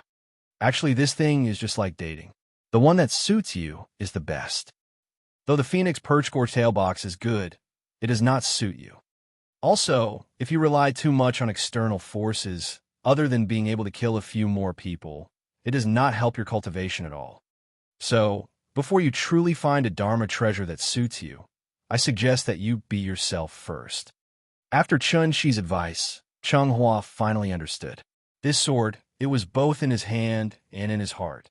When he did not have a sword in his hand, it was time for him to take out the sword in his heart. No magic treasures. After hearing Cheng Hua's words, the elder's eyes flashed with joy. One had to know that the competition schedule of the clan gathering was very tight. The competition was basically one after another. There was not enough time to rest and recuperate. If he went through a fierce battle right after he appeared, then even if he could successfully enter the final round, his performance would be greatly reduced. And if he could obtain victory at the lowest cost and then face opponents of the same level in his peak state, his chances of winning would naturally increase by 30%. To the elder, the clan gathering was the only chance for him to make a comeback. Therefore, just as Changhua finished speaking, the elder pretended to be in a difficult position and replied, "Since young master is so confident, I can only accept your favor. Young master, be careful. I'm about to make my move. This move is called Wave Fanyan. Please enlighten me, young master." Even though the old man was calling himself a young master, the long saber in his hand danced with vigor and vigor. Although this move was called Wave Fanyan, it had nothing to do with water. As he waved the long saber in his hand, a streak of fire covered half of the arena like a cloud in the evening. This brat, how can he be so careless? In midair, seeing the elder attack with all his might, Jinryo was so angry that he trembled. Middle stage golden elixir against peak stage golden elixir. His opponent had clearly allowed him to make the first move, but Changhua insisted on being careless. Not only did he not use his Dharma treasure, he even allowed the elder to make the first move. What was this if not courting death? If not for the clan leader beside him, Jinryo would have even appeared and reprimanded Changhua. Jinryo was extremely anxious, but the clan leader was extremely calm. It was unknown whether he had confidence in Changhua or in Great Supreme Chun. In short, when the clan leader saw Jinryo fidgeting, he immediately waved his hand and calmly comforted him. "Yuan Liang, don't be anxious. Let's watch first." The result was just as the clan leader expected. Just when everyone thought that Changhua would be defeated by the elder in one move, Changhua made his move. They saw, in the face of the raging flames that covered the sky, Changhua did not retreat. Instead, he moved forward. In an instant, like a bullet, he passed through the sea of flames and came to the elder's side at the fastest speed. Before the elder could even react, Changhua's fist brought along a strong gust of wind and smashed towards his head. A long punch from a distance and a short punch from close range. At that moment, not only did the elder not react, even the clan leader and the 8 elders who were watching from the side were stunned. Was this the move that Changhua learned from the Supreme Chun? But why did this move seem so strange? Bang! With a muffled sound, Changhua's fist made close contact with the elder's forehead. Changhua had been preparing for this punch for a long time. Previously, when he stood still, he seemed to be careless. In fact, he had been observing the elder's aura and flaws. Lang Fanyan? The name sounded nice, but the move was flashy and impractical. Although the flames in the sky looked scary, the real threat to Changhua was the long saber hidden in the flames. Therefore, Changhua only needed to find the path of the saber and successfully avoid it. Naturally, he could easily come to the elder's side. As a result, under everyone's dumbfounded expression, Changhua's fists were like a storm, crazily smashing on the old man's protective shield. Bang! Bang! Bang! Chapter 516. Punching the Nansha nursing home and kicking the Beihai kindergarten. Wasn't such an absurd and ridiculous scene happening right in front of everyone's eyes? Changhua had almost perfectly inherited Qin Xueqing's lifelong learning. Therefore, as soon as this move, which was very characteristic of Earth, appeared, it immediately caused a big sensation in the crowd. Since the day the 3 enclosures split apart, no one had ever seen such a shameless and strange move. Shouldn't the so-called immortal cultivators be like the immortals in the myths and legends, walking, sitting, and lying, showing the true colors of immortals? Immortals couldn't be like street gangsters, chasing each other with clubs and machetes, right? Therefore, when immortal cultivators fought with each other, most of them would only use magic treasures or spells to fight from a long distance. Here, ancient military formations could be used as an example. In a war, it wasn't just about which side had more people. If the cultivation of immortal cultivators was compared to the number of soldiers, then the magic treasures and moves they used when fighting were the tactical strategies arranged by the commander of the military formation. On the battlefield, the situation was changing rapidly. There were always many factors that could affect the outcome of a battle. Even if one side had few soldiers and was far less powerful than the opponent before the real fight, no one could guarantee that the weak side would lose. The family head hoped that Cheng Hua could bring him a certain surprise. But what he never expected was Cheng Hua not only brought him a surprise, but also a certain degree of surprise. Even if Cheng Hua had used tricks, such as straw boats, to borrow arrows and fire to achieve a narrow victory, the family head wouldn't be surprised at all. After all, Cheng Hua was the disciple of the Supreme Being. However, Cheng Hua had used a completely unimaginable way to win the battle in a one-sided manner. My younger brother, Zhang Ida, took the head of a general among millions of soldiers as easily as taking something out of his pocket. He single-handedly attacked the enemy's den. This was Cheng Hua's tactic. There weren't so many flashy moves, and there weren't so many strange movements. There were only punches to the flesh, as well as repeated attacks that accurately hit the same position. And under this storm-like attack, soon, the old man's protective shield was broken. Boom! A strong gust of wind suddenly rose from the stage, and the old man's body was like a sandbag filled with cement, heavily smashing into the stage. From beginning to end, this unlucky peak Jindan stage cultivator had never fought back even once. On one hand, it was because the rules of the competition forbade the use of defensive treasures. On the other hand, it was completely because he didn't react in time. Cough, cough. Young master, you're so capable. This old man admits defeat. Looking at the expressionless Cheng Hua, the old man hesitated for a moment before shaking his head with a bitter smile. This was an arena competition. Methods such as self-detonating his golden core and burning his blood essence could not be used. Therefore, the moment the protective shield was broken, the old man had already lost the chance to make a comeback. Unless Cheng Hua was willing to give him time to adjust his breathing and wait until he was ready to fight again. Otherwise, if he continued to hold on, what awaited the old man was destined to be humiliation. Thank you for letting me win. Hearing the old man admit defeat, Cheng Hua cupped his fists and bowed to him, then slowly walked down the stage. When the audience below the stage saw Cheng Hua come down, they immediately divided into two lines and made a VIP passage for him. At that moment, the entire audience was silent. The crowd silently watched Cheng Hua. After his figure gradually disappeared into the distance, the crowd was like startled birds in the forest and began to discuss excitedly. What's going on? You won just like that. A middle Jindan stage cultivator against a peak Jindan stage cultivator, and he won so easily? What kind of moves did they use? Did you understand? Why do I feel like I didn't see anything? Looking at the audience below who were fiercely discussing the battle situation, Xinyuan Wuwang suddenly couldn't help but laugh. Ah, Yuan Liang, your second son is really lucky. After saying that, without waiting for Jinryo to reply, the family head had already left with an enigmatic smile on his face. Jinryo looked at the stage below thoughtfully, but he suddenly had more expectations for this precious son of his. This was the move that the Supreme Being taught. It seemed simple, but it was very effective. Of course, with Jinryo's cultivation, it was not difficult to see Cheng Hua's victory in this competition was mainly due to the point of winning by surprise. Presumably, his next opponent would be prepared in advance after hearing that Cheng Hua had such a strange technique, so it was basically impossible for him to catch them off guard again. He didn't know what kind of surprise Cheng Hua would bring to him in the next competition.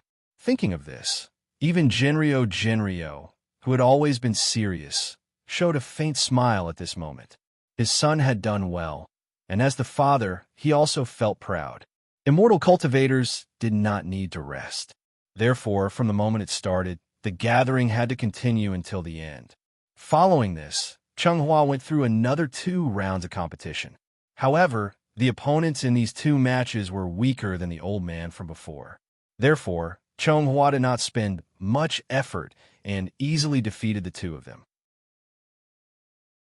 By noon the next day, Most of the weaker cultivators had been eliminated, and the competition officially entered the white-hot stage. Chenghua's fourth match was against a middle golden elixir stage cultivator. This middle golden elixir stage cultivator was incredible. Because he was of the direct bloodline, he even called the current family head uncle. The Xinyuan family had many members, and this person was older than Chenghua by 20 years, so Chenghua did not recognize him. Of course, Chenghua could not be bothered to recognize him. Speaking of which, it was strange, unknowingly, that rash and willful Xinyuan Chenghua had now become much more low-key. Therefore, in the face of this direct bloodline cultivator's provocation, Chenghua did not even have much of an emotional fluctuation. He only treated the other party as a moving sandbag that could be easily crushed. As a result, Chenghua entered the final round just like that without any suspense. The family head was not very satisfied with this result, because Chenghua had not displayed any moves other than martial arts. Moreover, he was very curious about what Chenghua had learned from Great Supreme Chun. Therefore, in order to let Chenghua display his full strength, the family head decided to play some underhanded tricks. He ordered people to replace the opponent that Chenghua was supposed to encounter and put the person who was recognized as the strongest in this meeting in front of Chenghua in advance. This person's name was Xinyuan Wuhan. He was of the direct bloodline, and his cultivation was at the peak of the golden elixir stage. However, although Xinyuan Wuhan's cultivation was high, what was truly frightening about him was actually his age, because this year he was already 33 years old. Chapter 517. Xinyuan Wuhan. Whenever this name was mentioned in the Xinyuan clan, everyone would have some impression of him, because he was already 230 years old this year. Furthermore, this was already the third time Xinyuan Wuhan had participated in the clan gathering. According to common sense, if he hadn't stepped into yuanying when he was 200 or 300 years old, this kind of cultivation talent wasn't too bad. Yuanying wasn't that easy to condense. Many people spent their entire lives and might never be able to step over that threshold. However, Xinyuan Wuhan's situation was obviously a bit special. As a direct descendant of the Xinyuan clan, he had enjoyed unimaginable cultivation resources since he was young. Therefore, to a second-generation young master like Xinyuan Wuhan, who was still stuck in the Aura's core stage when he was 200 or 300 years old, this was actually a rather humiliating thing. Could it be because Xinyuan Wuhan's cultivation talent was too bad? However, the truth was exactly the opposite. In fact, Xinyuan Wuhan's cultivation talent, even when placed in the entire Xinyuan clan, could be considered as one of the top few. This was a genius who had fallen. How high-spirited was the Xinyuan Wuhan of the past? When he participated in the clan gathering for the first time, his radiance was as dazzling as the afternoon sun, to the extent that bystanders couldn't even look straight at him. He was like the sun and moon in the sky. Anyone could only be overshadowed in front of him. Therefore, when Xinyuan Wuhan easily won the first place with his absolute tyrannical strength, everyone thought that he would be another rising star of the Xinyuan clan, even possibly becoming the next celestial lord of the Tuoba clan. However, no one would have thought that.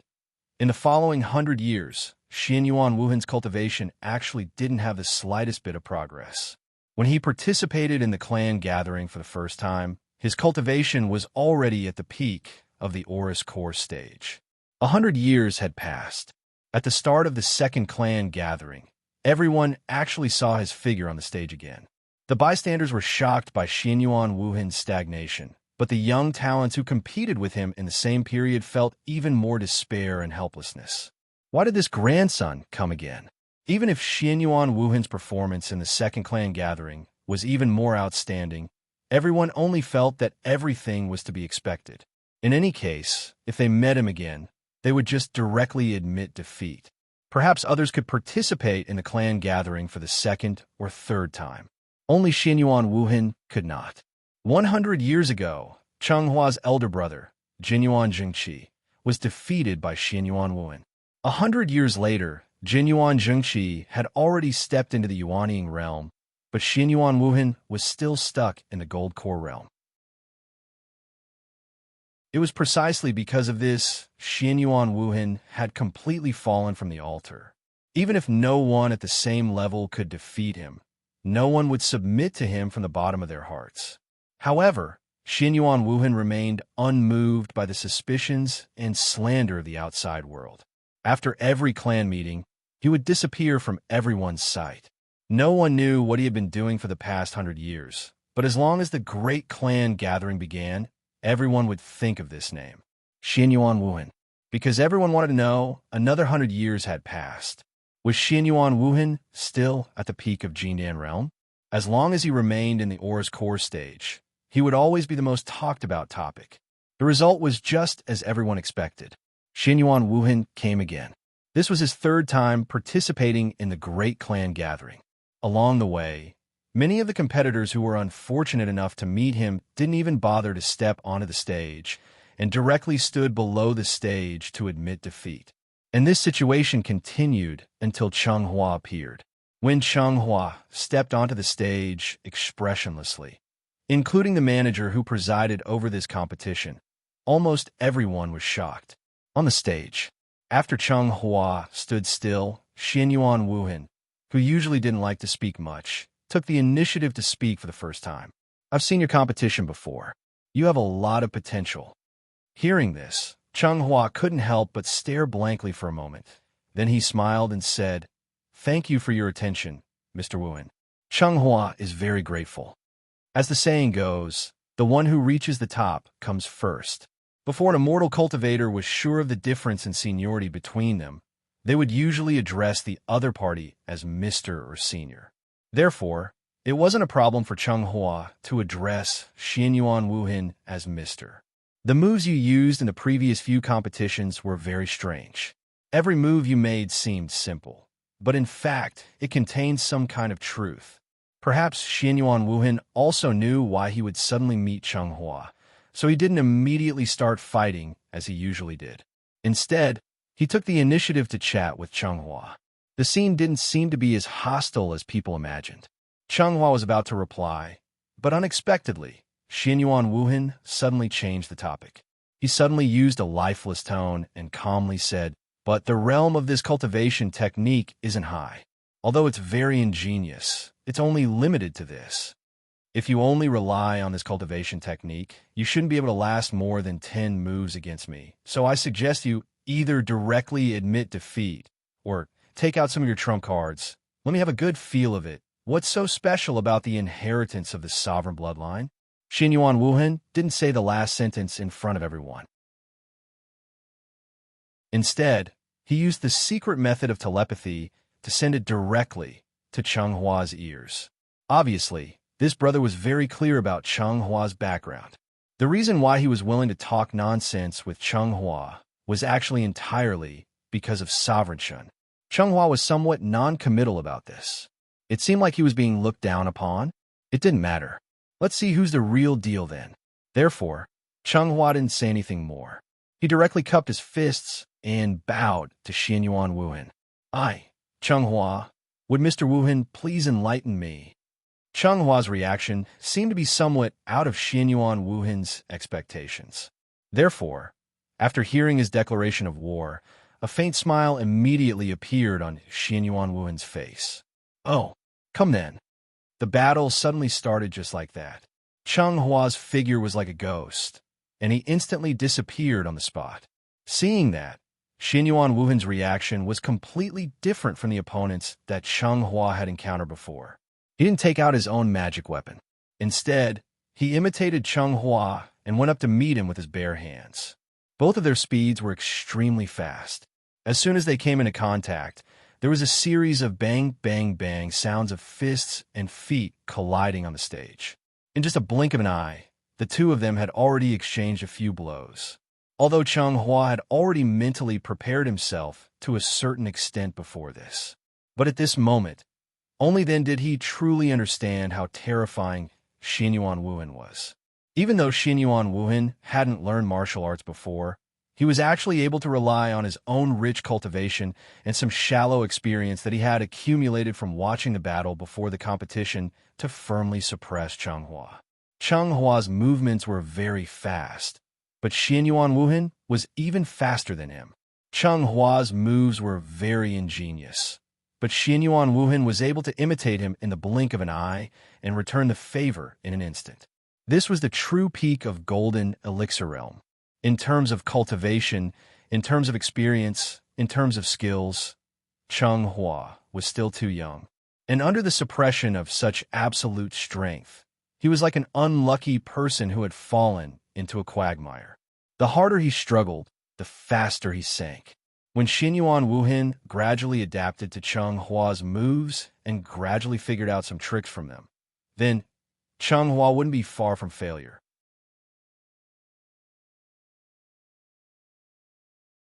Chapter 518. In the end, the martial arts that Changhua learned was actually just a gold core stage cultivation method. In the future, as Qin Xueqing's cultivation continued to improve, this cultivation method might gradually become stronger and perfect. But before that, if Changhua wanted to completely defeat Xianyuan Wuhan with this imperfect martial arts cultivation method, this was tantamount to a fool's dream. Xianyuan Wuhan was really too strong. The so-called invincible in the same realm was not just a saying. Xianyuan Wuhan did not even use any magic arts, nor did he use any magic treasures. He only needed to copy and learn Chenghua's moves through actual combat, and he could quickly master these moves and then use the same moves to deal with Changhua. The reason was not that Xianyuan Wuhan had a unique skill of giving someone a taste of their own medicine, but because the moves that Changhua used were all on the surface, so Xianyuan Wuhan could quickly learn them for his own use. Immortal techniques were from the inside out, martial arts were from the outside in. The two seemed to be poles apart, but in fact, they were different paths leading to the same goal. It was just like that old saying, the great Tao was like mercury flowing to the ground, and every grain was round. On the stage, Changhua and Xianyuan Wuhan exchanged blows quickly. Below the stage, everyone cheered for Changhua in unison. Since Xianyuan Wuhan was the great demon king in everyone's hearts, then Changhua, who dared to fight with the great demon king, naturally became the hero in everyone's hearts. Although everyone knew that Changhua would definitely fail, as long as he did not fall, the cheers below the stage would not stop for a moment. The two figures were like ghosts as they moved quickly on the stage. In just 10 minutes, the two had already exchanged no less than 200 moves. And as the two fought longer and longer, Changhua also gradually showed signs of defeat. Just like a sport competition, when the skills and experience of the two sides were almost the same, physical strength became the most important deciding factor. Maintaining the protective shield consumed true essence, and every attack also consumed true essence. Changhua was merely in the middle stage of the Gold Core realm. How could he fight with Xianyuan Wuhan, who was in the peak stage of the Gold Core realm, for a long time? At that moment, any onlooker with a little bit of knowledge could see that Chenghua's defeat was inevitable. This child, he's already been forced to this point, but he's still not willing to show his true abilities. Yuan Liang, do you think he really only knows these moves, or does he have other plans in mind? The patriarch and the 8 elders were still watching the battle from the sky.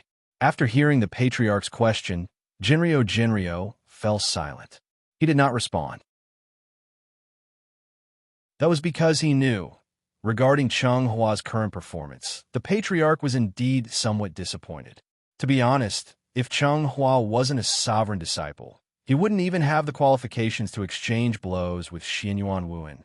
No matter how the outside world slandered and insulted Xianyuan Wuhan, in the patriarch's eyes, Xianyuan Wuhan would always be the person who had the most hope of breaking through to become a heavenly venerable after him.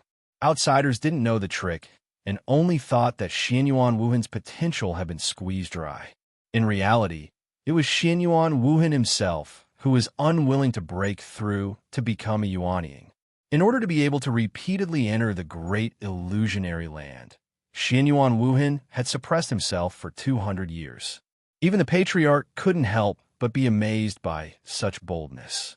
There aren't that many geniuses in the world to begin with, and all those who have appeared out of nowhere are those who have accumulated in the past. Compared to Xinyuan Wuhan, Changhua instantly became ordinary. As expected, after another 100 to 200 moves, Changhua accidentally revealed an extremely small flaw because of his lack of strength.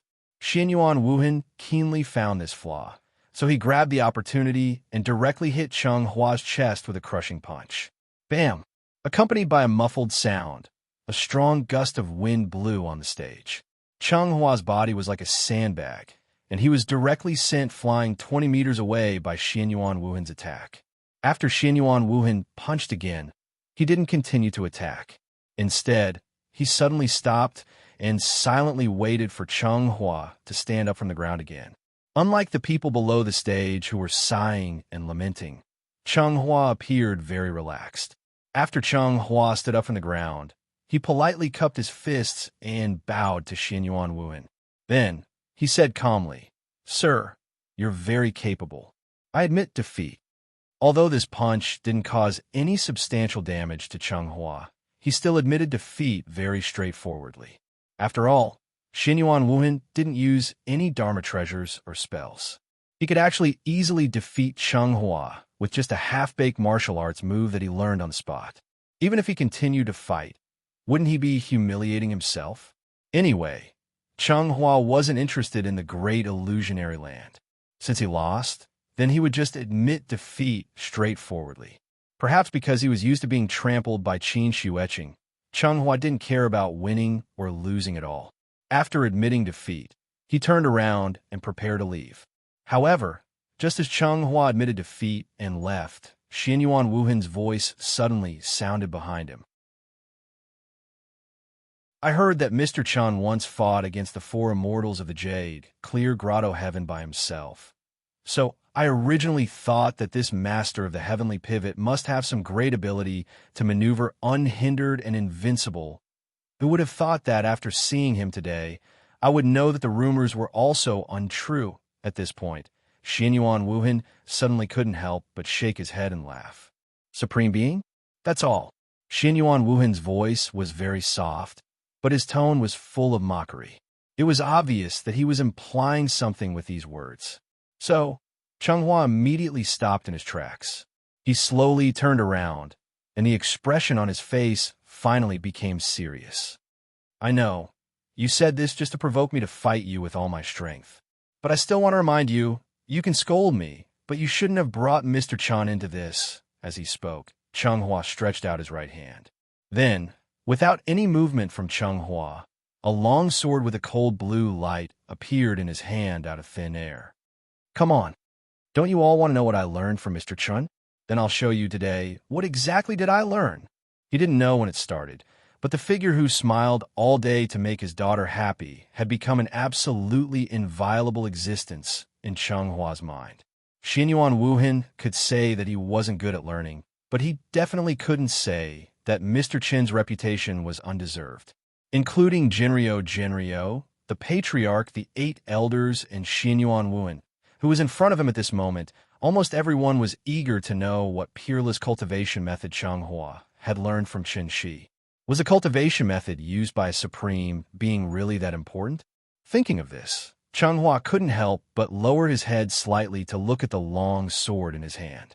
In a trance, he saw the scene of Qin Shi holding the little fellow and standing in the courtyard with a smile on his face. Yes, Changhua was very lucky. Others would lose their lives in vain if they went to the Tianshu ruins. Not only was he fine when he went to the Tianshu ruins, but he was also lucky enough to live with Supreme Qin for a period of time. But who would have thought that, during this period of time, what really benefited Changhua was Mr. Qin's way of dealing with people. Qin Shi indeed didn't accept Changhua as his disciple, and he had never even planned to do so. But in Chenghua's heart, Qin Shi was still half his master. It was just that he didn't dare to say it out loud. So, Xinyuan Wuhan could scold him, but he couldn't scold Mr. Chen.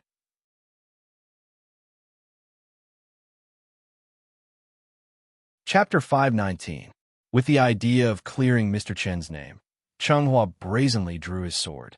The 3-foot-long sword in his hand drew a semicircle in the air, and the tip of the sword pointed directly in Xianyuan Wuhan's direction. The distance between the two of them was about 20 meters. The moment Changhua pointed his long sword at Xianyuan Wuhan sensed a strong murderous aura surging toward him. But what made Xianyuan Wuhan slightly surprised was, although Chenghua's murderous aura was strong, the long sword in his hand did not show any signs of vital essence fluctuation. It was just like a lifeless wooden stick. Xianyuan Wuhan looked at Chenghua with slight confusion. But then, he could not help but show a trace of seriousness on his face. No, something's wrong. Chenghua's murderous aura was so strong, but there was no sign of vital essence fluctuation around him. Under such circumstances, unless Chenghua was deliberately mystifying, this sword was definitely extraordinary. So, Xianyuan Wuhan immediately mobilized his vital essence and surrounded himself in it.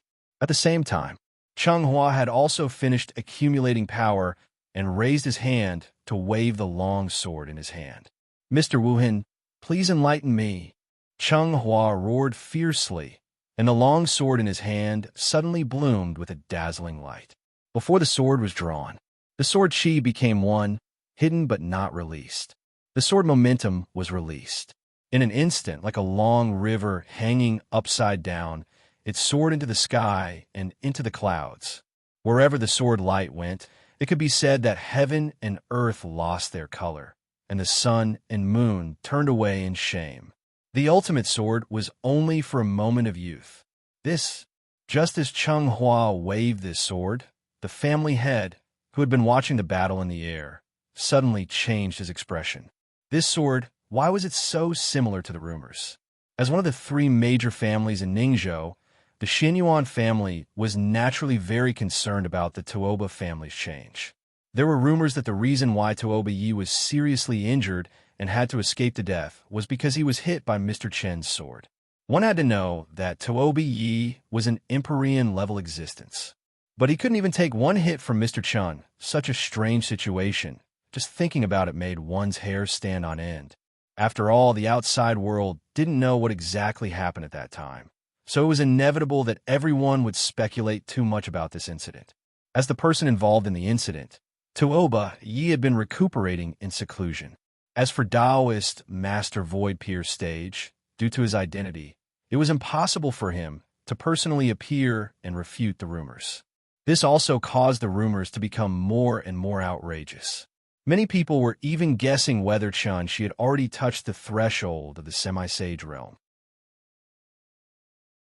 Otherwise, how could he explain his magnificent feat of fighting against 4 opponents in the Jade Pure Cave Heaven?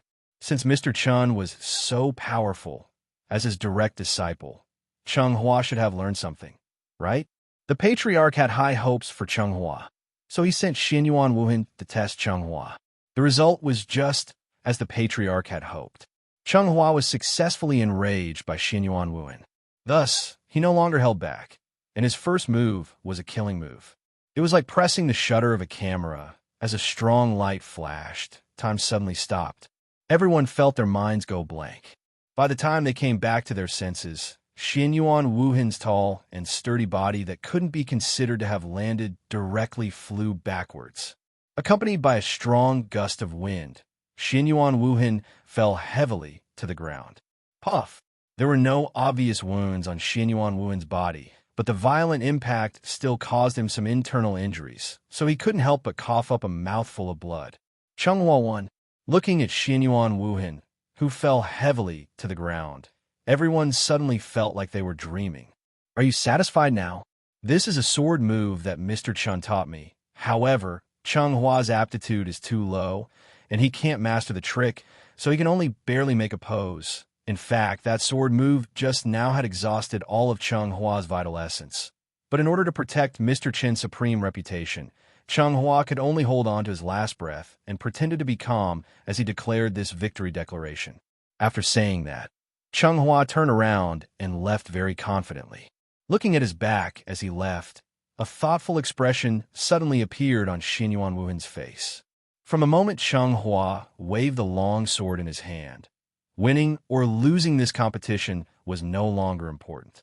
He not only proved himself, but also indirectly defended Mr. Chen's reputation. This sword move was indeed very powerful. But with the cultivation of the Patriarch and the 8 Elders, how could they not see that Cheng Hua was already an arrow at the end of its flight at that time? Although Xianyuan Wuhan suffered internal injuries, he still had the ability to get up and fight again. Therefore, if they continued to fight, Cheng Hua might not even be able to take one move from Xianyuan Wuhan. However, this was only an internal competition within the family after all. Since Cheng Hua waived this sword move, then no matter what the result was, the Patriarch would definitely guarantee that he would be in the top 3. In fact, when Cheng Hua showed that sword move, even the Patriarch, who was watching the battle, could not help but be a little tempted. If he were to use such a miraculous sword technique, what kind of power would it display? Thinking of this, the Patriarch could not help but want Cheng Hua to hand over the sword technique.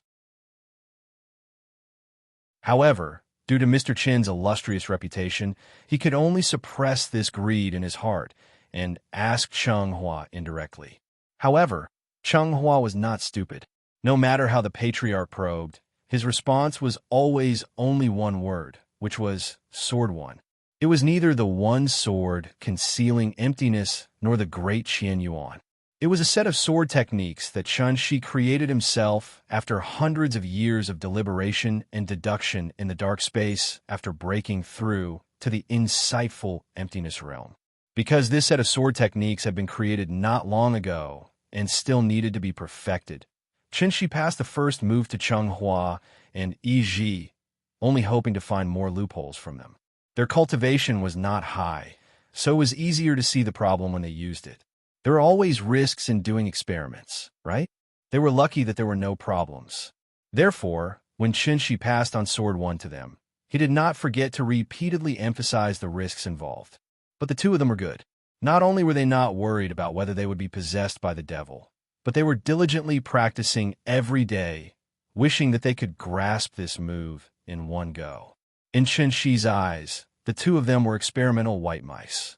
But in the eyes of others, the appearance of Sword One confirmed their identity as the supreme martial artist disciples.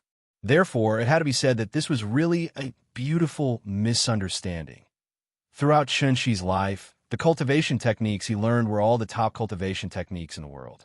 First, there was the 49 styles of heaven evolution. Then there was the Xian Tian Evil Emperor's saber and sword dual arts. And then there were the various treasured scriptures of the divine sect. As long as Chen Shi could think of a cultivation technique, it was basically included in it. Could it be that Chen Shi had nothing to do, so he wanted to create a set of cultivation techniques to play with? Of course, things were not that simple. Chen Shi seemed to be creating his own cultivation technique, but in fact, he was refining what he had learned in his life.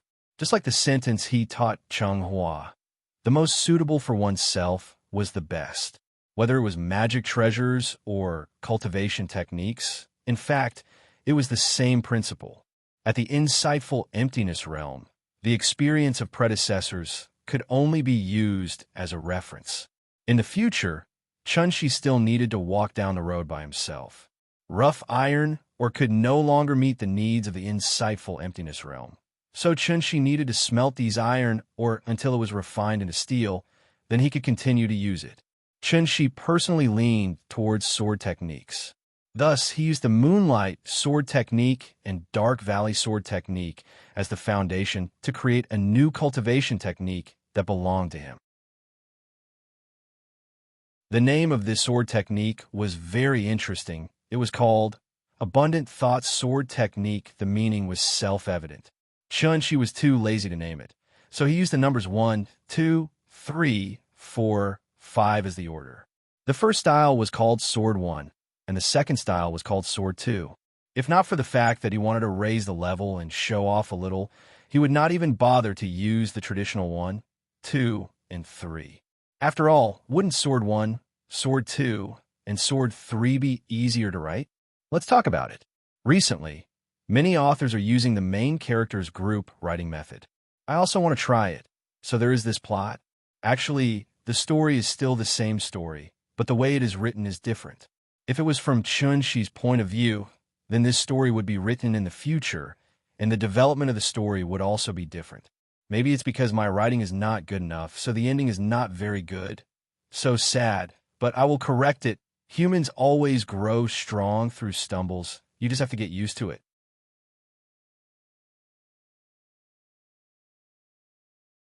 Chapter 520.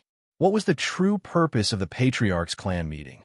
Wasn't it to select the strongest gold core cultivator so that they could obtain enough benefits for the family from the great illusionary land?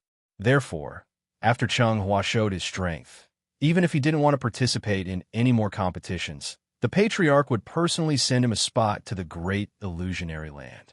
Of course, Cheng Hua wasn't very interested in the great illusionary land. After fighting with Xinyuan Wuhan, he only wanted to take advantage of the last few days of vacation to spend more time with his mother. Then, he would take the time to choose a few exquisite gifts for Nian Yan. After that, he could wait to return to Earth. Cheng Hua didn't know the importance of the great illusionary land, so he didn't know that the moment he took out Sword One, the Patriarch had already made a decision. Next, even if he had to tie him up with a rope, he had to forcibly tie him up into the great illusionary land. After all, this was a major event that could affect the future development of the Xinyuan family. The Patriarch knew that Cheng Hua had a 7-day limit, but considering that Cheng Hua was only going to the great illusionary land for a while, it wasn't like he wouldn't come back, so he wasn't very worried about Chun-Shi holding him responsible in the future. For the Patriarch, this was really a very simple choice. Even if he made the worst choice, it would only delay Cheng Hua for a while. Therefore, the Patriarch would rather let Cheng Hua break his promise to Chun-Shi than miss this once-in-a-century opportunity. Whether it was for Cheng Hua or the Xinyuan family, the great illusionary land had great opportunities. Why would Xinyuan Wuhan rather forcibly seal his cultivation and waste 200 years than break through to the Yuanying realm? It was because the benefits that the great illusionary land could bring had far exceeded his expectations. There were too many people like Xinyuan Wuhan. Therefore, Cheng Hua's trip to the great illusionary land was imperative. Therefore, under the secret efforts of the various forces, the 3,000 candidates were quickly confirmed and reported to the Jade, Clear Grotto Heaven. When the three enclosures converged, it would be the start of the grand event. Now, back to Chun-Shi. After he seriously discussed the issue of puppy love with the little fellow, Chun-Shi could finally put his hanging heart down for the time being. The cabbage at home hadn't even sprouted a bud yet, and the piglets outside already couldn't wait to eat it. Chun-Shi wanted to see who would dare.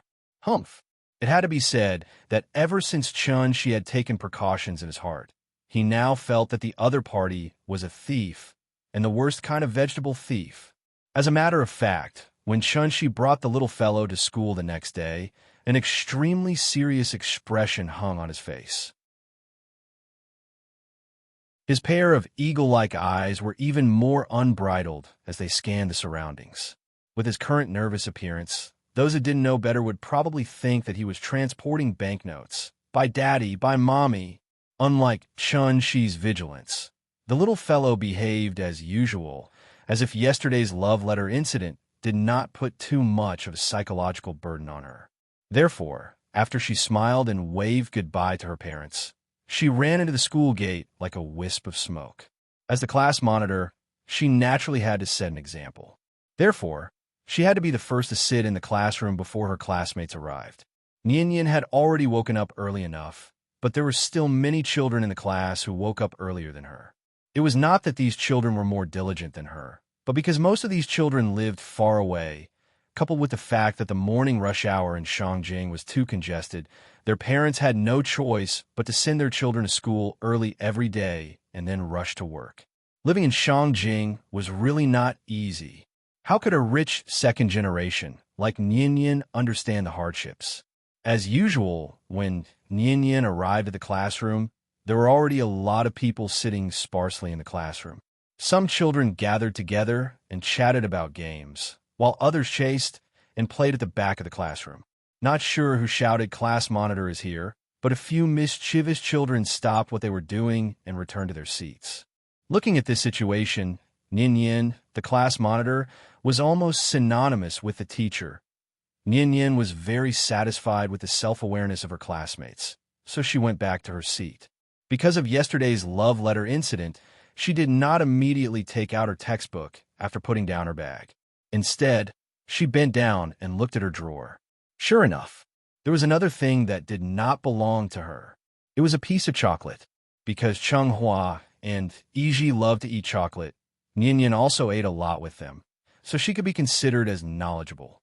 This type of chocolate was very common in the supermarket, called Ferrero. Usually, there are 3 in a box, and a box costs 9 yuan. For adults, 9 yuan was naturally nothing, not to mention that there was only one here, and it did not even have a complete packaging. But for elementary school students who did not have much pocket money, Ferrero's status was far above spicy sticks and potato chips. After all, he only bought one for 3 yuan. You could only eat 1 bite each. From this, it could be seen that this anonymous confessor's feelings for Nian Yin could be considered true love. The moment Nian Yin saw the chocolate, she could not help but hesitate for a moment.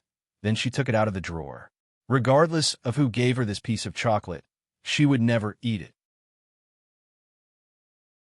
Because whether it was Chun Shi or Aunt Zhang, both of them had taught her not to eat things given by others. Therefore, Nian Yin did not even bat an eyelid. She took the chocolate, turned around, and walked directly to the trash can at the back of the classroom. Children who were arranged to sit next to the trash can by the teacher were usually the most mischievous children in the class. Therefore, when this child saw Nian Yin throw the chocolate into the trash can, his eyes immediately lit up. This is chocolate. Class monitor, you don't want it? Then I'll take it. This kid was very mischievous. He had already noticed that Nian Yin was holding Ferrero's chocolate. The trash can had to be cleaned every afternoon, so the moment this golden chocolate fell into the trash can, this kid very quickly picked it up. It's delicious. This child's name was Li Sanduo. His name was given casually, and so was his personality. He did not mind that the chocolate was picked up from the trash can at all. He tore open the packaging and ate it happily. Nian Yin saw that he had picked up the chocolate and was about to return to her seat. At this moment, Li Sanduo suddenly called out to her. Class monitor, if there's more good food in the future, don't throw it away. Give it to me. I'll help you eat. Okay.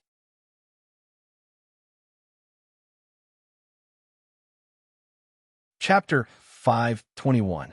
Speaking of which, Li Sanduo was actually quite interesting. He wasn't tall, about half a head shorter than Nian Yin, so he was one of the shortest in the class. Even so, this kid relied on his usual outstanding performance to get the teacher to arrange him in the last row, near the trash can at the back door. From this, it could be seen how mischievous this kid was in the teacher's eyes. Li Sanduo was indeed very mischievous. However, his mischievousness was very different from other children. Perhaps it was because of his more antisocial personality. Li Sanduo didn't have many friends in class, so when he had nothing to do, he would be alone in the last row, fiddling with something. Li Sanduo never played around with his classmates, nor did he like to bully others, but he had a very bad habit that the teacher disliked, and that was that he liked to interrupt during class. Just like a comedian, no matter what the teacher said on stage, he would always be the first to respond, and then make the whole class burst into laughter. In any case, he was a third-grade student, but he always pretended to be stupid in class, deliberately disrupting the class discipline, so the teacher naturally disliked him. They weren't afraid of students being mischievous, but they were afraid of students being unreasonable. Obviously, Li Sanduo belonged to the latter. It was unknown where this habit of his came from. After repeatedly failing to change, the teacher completely lost patience with him. One must know that this was the capital's affiliated primary school, and the teacher's shoulders carried a lot of pressure. The third grade was a very important turning point. Li Sanduo didn't like to study, but he actually wanted to affect other studies. How could a teacher tolerate this? Therefore, the teacher simply moved him to the last row so that he wouldn't affect the other students. This was a warning.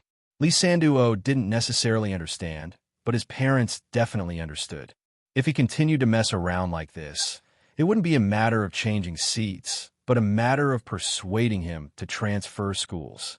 A weirdo like Lee Sanduo wasn't very common. Although Ninian didn't like him interrupting the teacher in class, that was another matter.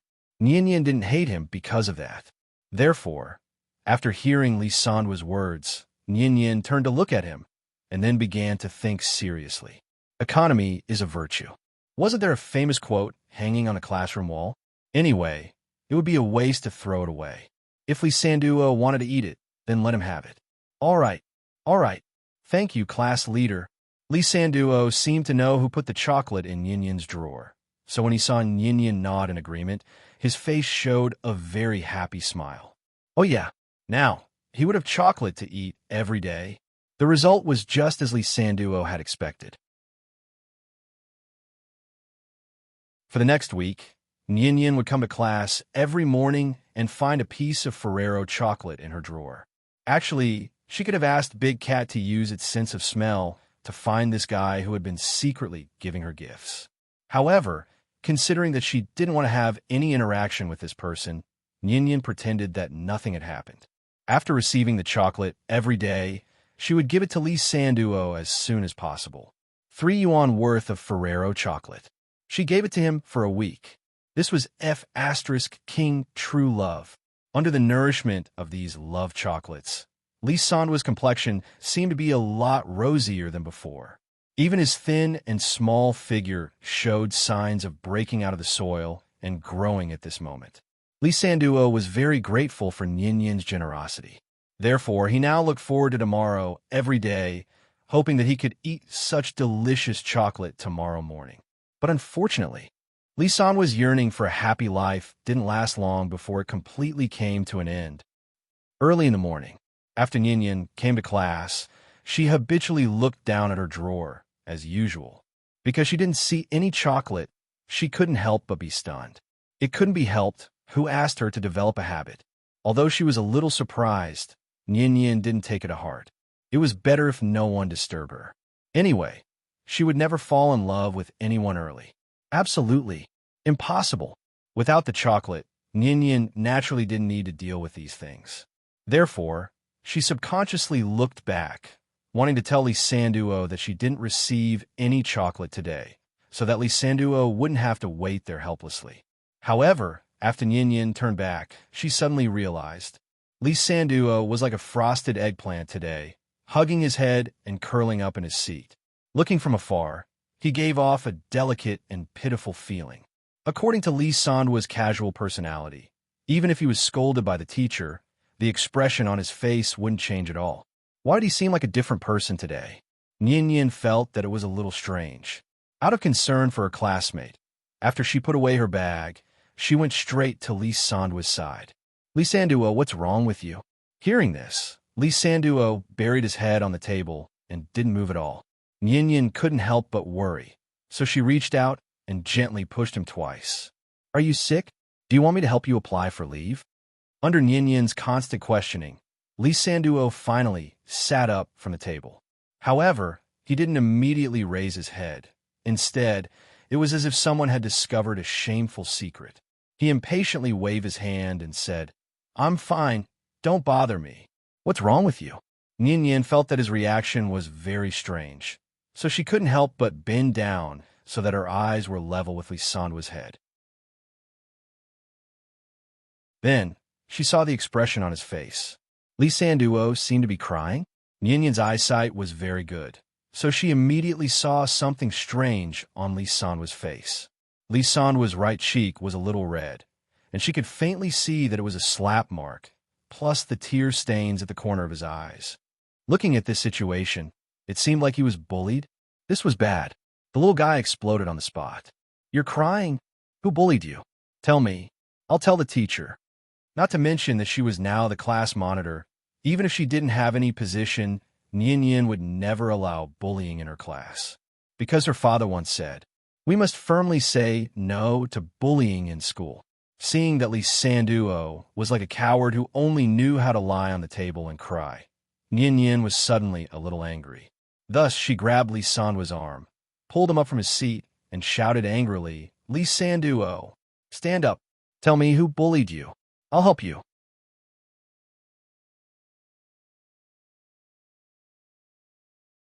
Chapter 522.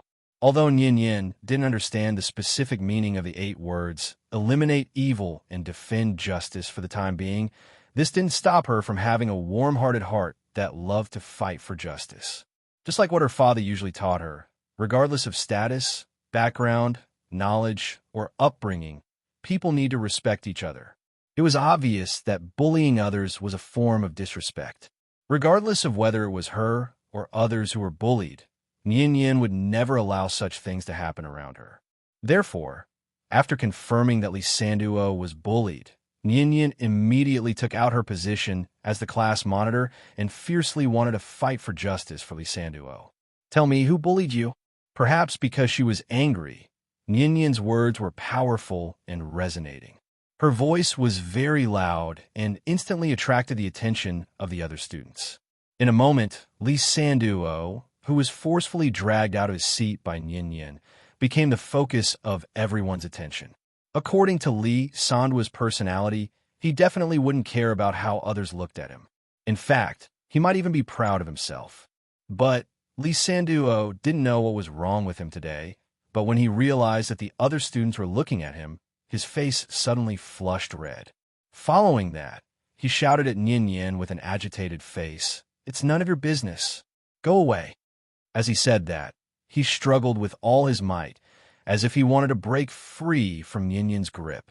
Seeing Li Sanduo's extreme reaction, Nian Yin could only resentfully withdraw her hand. Li Sanduo, Nian Yin originally wanted to persuade him, but this Li Sanduo seemed to have eaten gunpowder. Not only did he not accept Nian Yin's concern, he even straightened his neck and shouted at her, "Go away. It's none of your business. What does it have to do with you?" Annoying. Since he had already said that, Nian Yin naturally couldn't say anything more. She could only helplessly turn around and return to her seat. What did it mean to grieve for misfortune and be angry for failure to fight? That was it.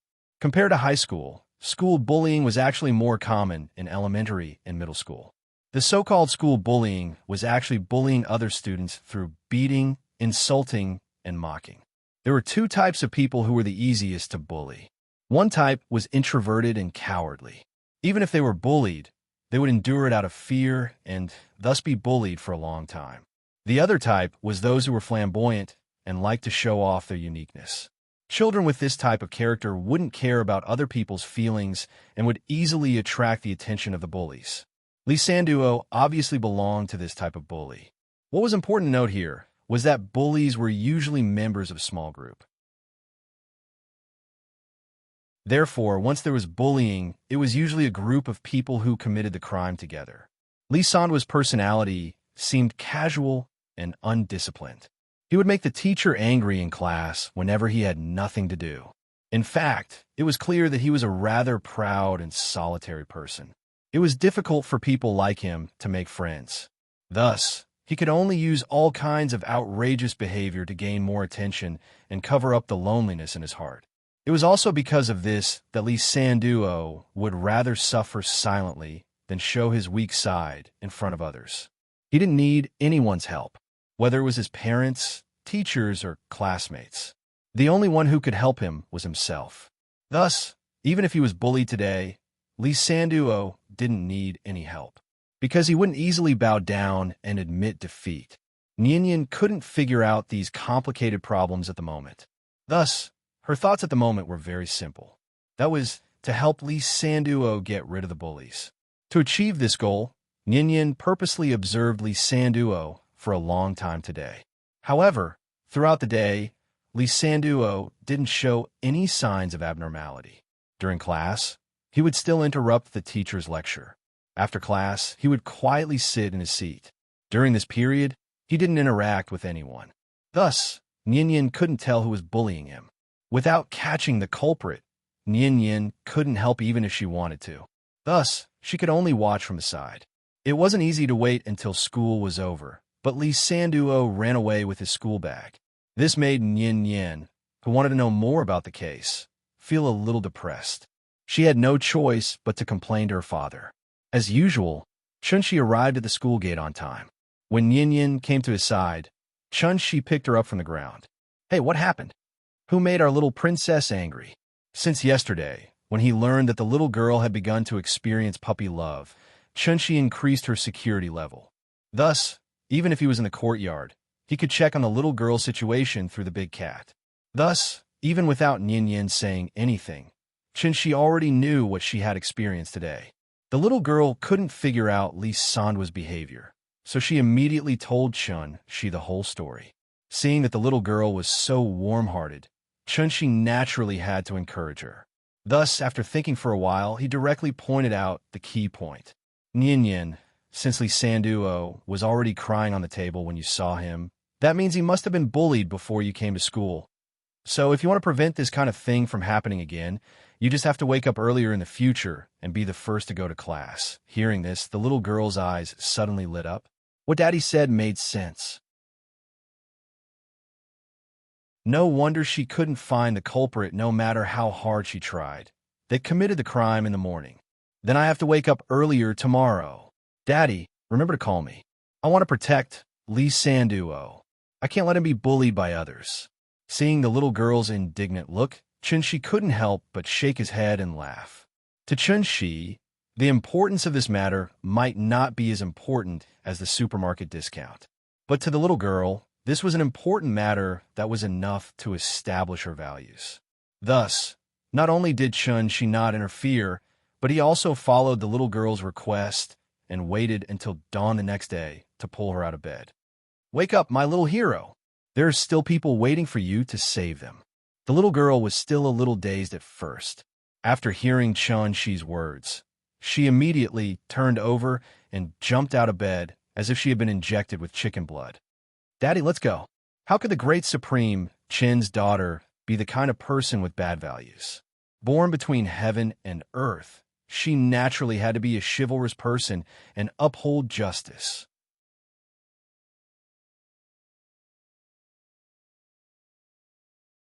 Chapter 523. With a firm resolve to uphold justice and uphold justice, the little fellow woke up early in the morning, which was a rare occurrence. When the father and daughter took a taxi to school, they arrived almost an hour earlier than usual. The capital-affiliated elementary school did not have a boarding school. Even though it was still early in the morning, the school gate was already bustling with activity. As a parent, Chunshi naturally could not instigate Nian to fight. Regardless of whether he could win or not, fighting was definitely wrong. Thus, when he saw the little girl's excited face, Chunshi smiled and reminded her. However, it was just a reminder. From the beginning to the end, Chunshi had no intention of interfering in this matter. As long as Nian's starting point was correct, no matter what she wanted to do, as a father, he would support her with both hands and feet. School bullying, in fact, was just school violence. Many children were weak and did not dare to tell their teachers and parents, even if they were bullied. Thus, once bullying occurred, it would usually last for a long time. Those who had not experienced such an incident would find it difficult to understand the despair and helplessness of the victims. Fear, helplessness, and panic. It was like a nightmare that pressured them to the point of suffocation, but the teachers and parents did not notice at all. They did not even dare to look at the bully. As long as the bully appeared in front of them, they would lower their heads and become silent dogs that only knew how to wag their tails and beg for mercy. This kind of thing was unavoidable. It was like a steel wire that was tied up and gradually tightened around the victim's heart. They were in pain, but they could not make a sound. Lu Sun once said, "If you do not explode in silence, you will perish in silence." There was a limit to everything. If Nian was willing to stand up and stop it, Chunshi would not let her stand aside and be a bystander. Dad, don't worry. I won't fight with them. I just want to stop them from bullying Li Sanduo. Adhering to the responsibility and awareness of being the class leader, the little girl waved goodbye to Chunshi in high spirits, and then ran with big strides towards the teaching building. In the future, she would be the first to reach the classroom. Nian's classroom was on the 3rd floor. When she rushed to the classroom, there were already 2 or 3 students sitting in the classroom. She glanced at the back of the classroom and saw that Li Sanduo was not there yet. Thus, she returned to her seat and habitually looked at her drawer. Fortunately, there was no chocolate. It was still early, and even the teacher hadn't arrived at school yet. So after waiting for a while, Nian temporarily put these distracting thoughts behind her. She took out the textbook and began to review it seriously. In fact, she was not sure if Lee Sanduo would be bullied today. However, it was best if it did not happen. The only thing she could do was to stand up and stop the bullying as soon as it happened again. Nian was to study. As time passed, there were more and more people in the classroom. Perhaps it was because Nian had come too early today, so the children who usually liked to chase and play at the back of the classroom didn't make a fuss today for the first time. Instead, they sat obediently in their seats as soon as they entered the classroom. Taking advantage of the fact that class had not started yet, many students started to chat in low voices. But at this moment, a piercing cat's cry suddenly came from outside the window. Meow, meow, meow, meow. After hearing this familiar voice, Nian immediately looked out the window. She saw the big cat lying on a tree branch and staring at the little girl with its faintly glowing eyes. When Nian noticed it, the big cat gently wagged its tail and quietly jumped to another tree branch. Nian understood what it meant. So, without thinking, she stood up and quickly ran out of the classroom. The big cat moved around the tree while Nian chased after it in the corridor. When she ran into a classroom in the corner, the big cat finally stopped. Meow. There was a situation here. Nian looked up at the door sign and realized that she was in the music classroom. The door of the classroom was tightly shut. Nian subconsciously pressed her ear against the door and listened. She immediately heard some movement from within. There was someone inside. The big cat never did anything meaningless. Since it spoke, it meant that something must have happened. Hence, Nian didn't think too much about it and tried to twist the doorknob. The door was not locked. Nian pushed the door open and went in. At this moment, she suddenly realized, in this half-empty music classroom, there are 6 or 7 people standing there. Seeing this, Nian could not help but be stunned. She glanced at the people in front of her and saw a familiar figure. She could not help but ask, Lee Sanduo, why are you here? There were 7 people in the classroom.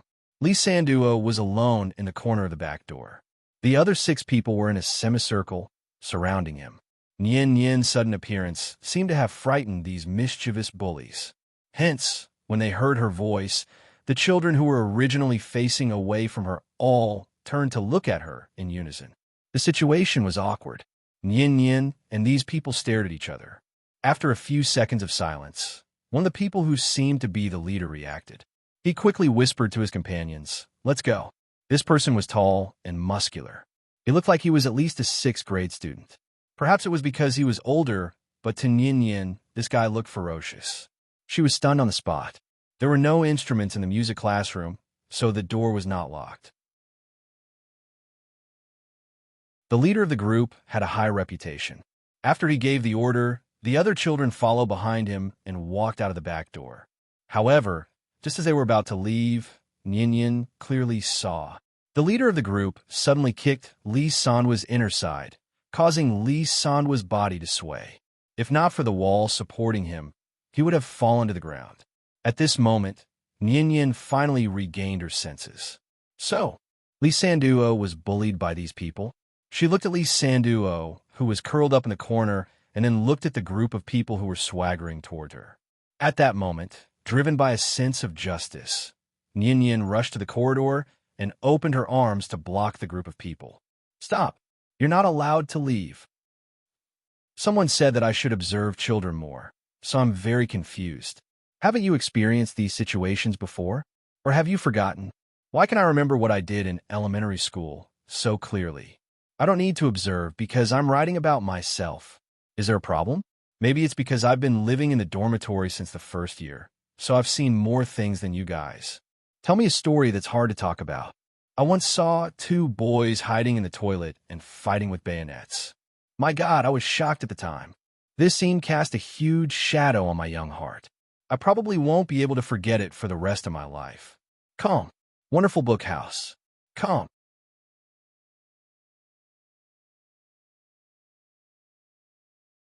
Chapter 524. The teaching building of the capital affiliated primary school was an outer corridor. Nian Yin was blocking the front door, so she blocked the only way out for this group of people. Although she was only a little more than 2 meters tall, when she bravely stood in front of the crowd, her small figure suddenly seemed infinitely taller. Don't leave. You have to apologize to Li Sanduo, or I'll tell the teacher. Tell him you bullied him. Nian Yin took out her trump card. For the lower grade students, the class leader's report was naturally quite lethal. However, to these senior school tyrants in front of them, how could such a weak threat be able to scare them?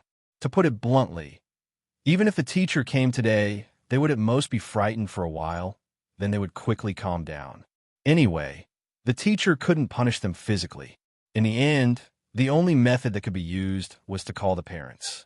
But if calling the parents was useful, how could they develop such a bad habit of doing things unscrupulously and without respect for others?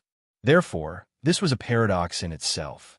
The fundamental reason why school bullying did not stop, and even had a tendency to become more and more intense, was the fundamental reason why school bullying did not stop. After all, the teachers did not have clairvoyant eyes and ears, so before they had absolutely strong evidence, the teachers could only use verbal warnings to prevent bullying from happening again. But it was a pity some people were born bad.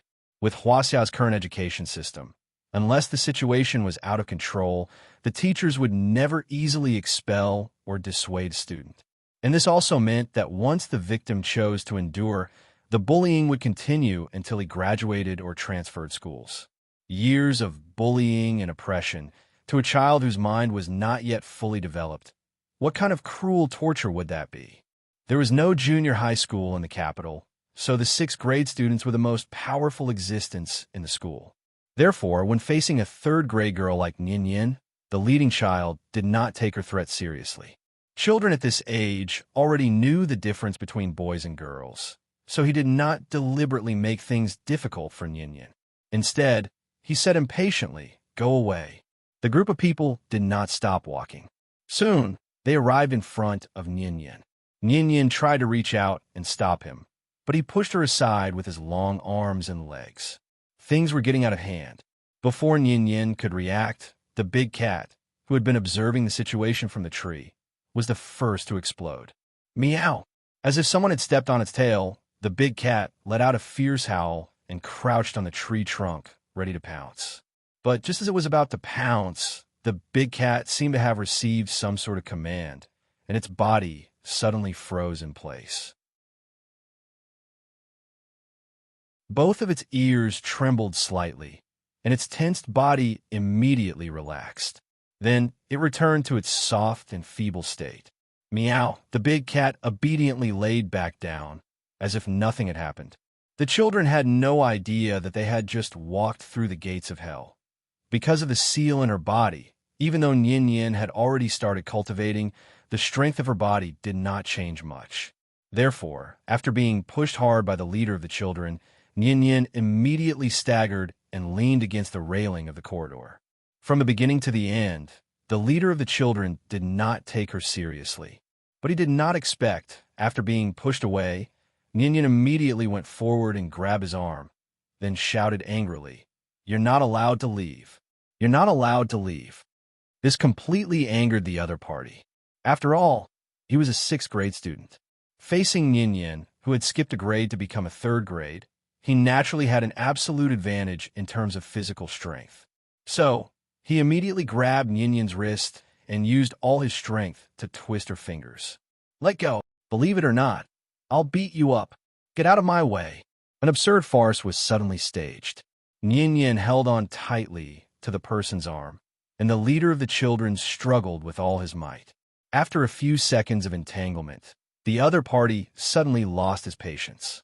So, he no longer cared about gender differences and raised his leg to kick Nian Yin. Seeing this, the big cat could only helplessly close its eyes. It had no choice. Chun-Shi did not allow it to interfere. Bang! The big cat did not stop him, and Nian Yin's calf suffered a heavy kick. This was great. Nian Yin was completely angered by the other party's actions. Do you still remember what Daddy said? We don't bully others, but we definitely can't let others bully us. So, she immediately copied the other party, raised her right leg, and without a word, kicked over. Moreover, her kick was even more ruthless and decisive than the other parties. After being kicked by her, the expression on the leader's face was very interesting. "You still dare to fight back? Brothers, beat her up for me." The other children had some reservations, but after seeing that Nyin dared to fight back, they swarmed over. They wanted to gang up on Nyin, just like when they ganged up on others in the past. Meow. The big cat could not bear to watch any longer. But just as it stood up again and was about to jump over to interfere, a thin figure suddenly rushed out from the front door. Crack! A crisp sound was heard, and everyone, including Nyin, could not help but turn to look. It was Lee Sanduo. After seeing that Nyin was being ganged up on, this kid suddenly had the courage to pick up a plastic broom and hit the back of one of the children who was standing there.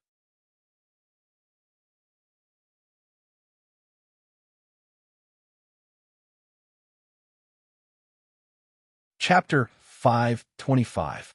Kids always like to join in the fun. Therefore, as soon as the fight started in the music room, the entire teaching building was in an uproar. Students from every class swarmed into the hallway to watch the fight. Some busybodies even put on a look of wanting to see the world in chaos, and actually clapped and cheered excitedly. There was still about half an hour before the morning reading time, so most of the teachers were already in the office, eating breakfast and chatting. "Look, there are kids fighting outside." One of the teachers heard the commotion outside and immediately went to the window to take a look. What he saw was a big deal. The teacher was so scared that he threw away the soy milk and bread in his hand, and then rushed out of the office in a hurry. One must know that this was a primary school in the capital. Once a fight broke out, not only would the school punish the child involved, but they would also hold the teacher responsible for the child's class. Including Nyin, there were not only 2 kids pushing and pulling each other in the hallway, but as many as 7 or 8. Therefore, the nature of this matter had escalated to the level of a gang fight, which was why it caused such a big commotion. They were in a gang fight. "Everyone stop. What are you doing?" The first to arrive at the scene was A.P.E. teacher. Primary school P.E. Teachers were very different from middle school P.E. teachers. Because he often taught the children broadcast gymnastics, the teacher recognized the leading child at a glance. "Li Hu, stop it." Li Hu and his brothers were squeezing Lee Sanduo into a corner, so they did not notice the P.E. teacher's appearance at all. At this time, Nyin, who had been standing at the back, saw the teacher's arrival. One had to admit that this little thing was quite clever. After seeing the P.E. teacher appear, she immediately took a few steps back, then pointed at the group of people in front of her and said righteously, "Teacher, they're bullying Lee Sanduo. I'm helping him." Until now, the children still did not notice the P.E. teacher's appearance. "All of you stop." Seeing this, the P.E. teacher could not help but be a little angry. After a violent shout, he directly reached out and grabbed one of the children's ears, then pulled the child out of the crowd. "Stand still. Don't move. If you dare to move again, I'll slap you." The physical education teacher also had a bad temper. He was not polite to these naughty kids at all. Under his tugging and kicking interference, Li Hu and the others immediately retreated to the side like mice seeing a cat, hanging their heads and not daring to move. Lee Sanduo was thin and small to begin with. In addition, Li Hu and the others were mostly 6th graders, so the PE teacher could tell who was the victim at a glance. "Which class are you from? Are you okay?" As he spoke, the teacher pulled Lee Sanduo to his side and helped him pat off the footprints on his body. Even though primary school students were a little reckless when fighting, they weren't very strong, so Lee Sanduo didn't have any serious external injuries. But even so, Lee Sanduo's face was suffused with a strange layer of redness. She reckoned that it wouldn't be long before this child turned into a swollen pig head with bruises all over his face. With the timely intervention of the PE teacher, this farce finally came to an end. Then, all the participants of the fight, including Nyin, were brought to the principal's office by the teacher. "Tell me, why did you fight?" The nature of today's incident was too bad, so it could only be handled by the principal himself. At this time, Li Hu and the others finally realized what they had done today. Therefore, after hearing the principal's question, the few children were like frosted eggplants, not daring to even breathe loudly. "Teacher, let me tell you." The little girl came to the principal's office as a witness of this incident. She was a girl, plus she was young, and her usual performance was very good.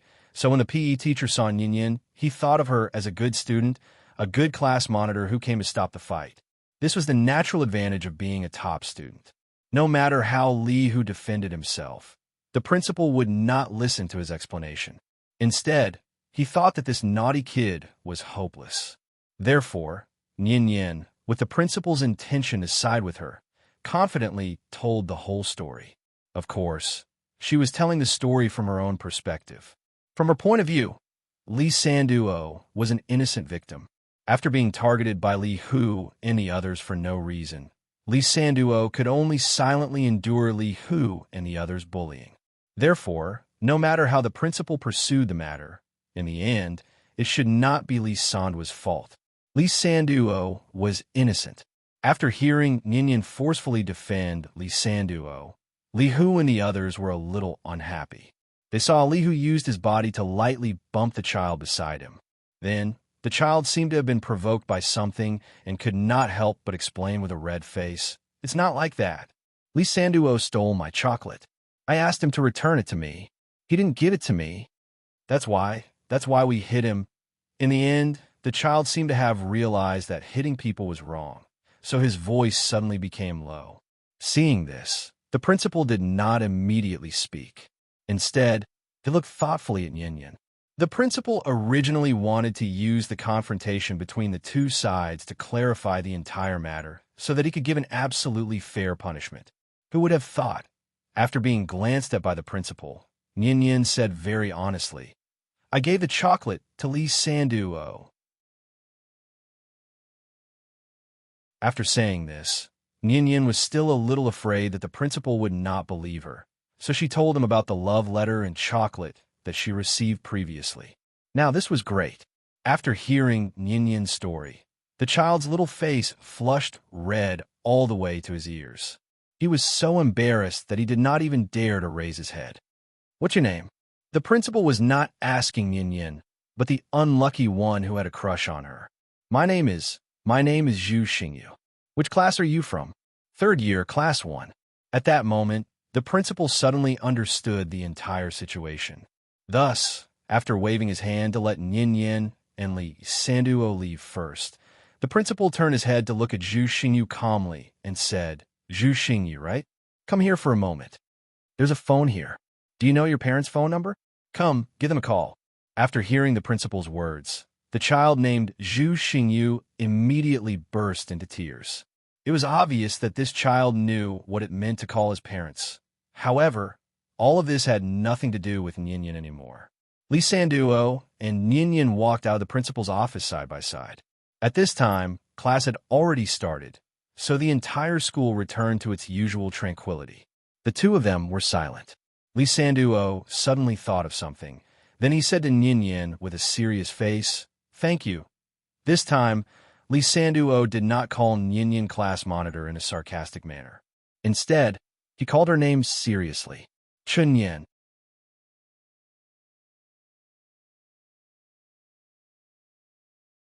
Chapter 5:26. After writing, deleting, and writing, he was still not satisfied. He really couldn't afford to do it now. Sleep, I'll fight again tomorrow. I can't finish writing returning from cultivation to become a stay-at-home dad. Please wait a moment. After the content has been updated, please refresh the page to get the latest update.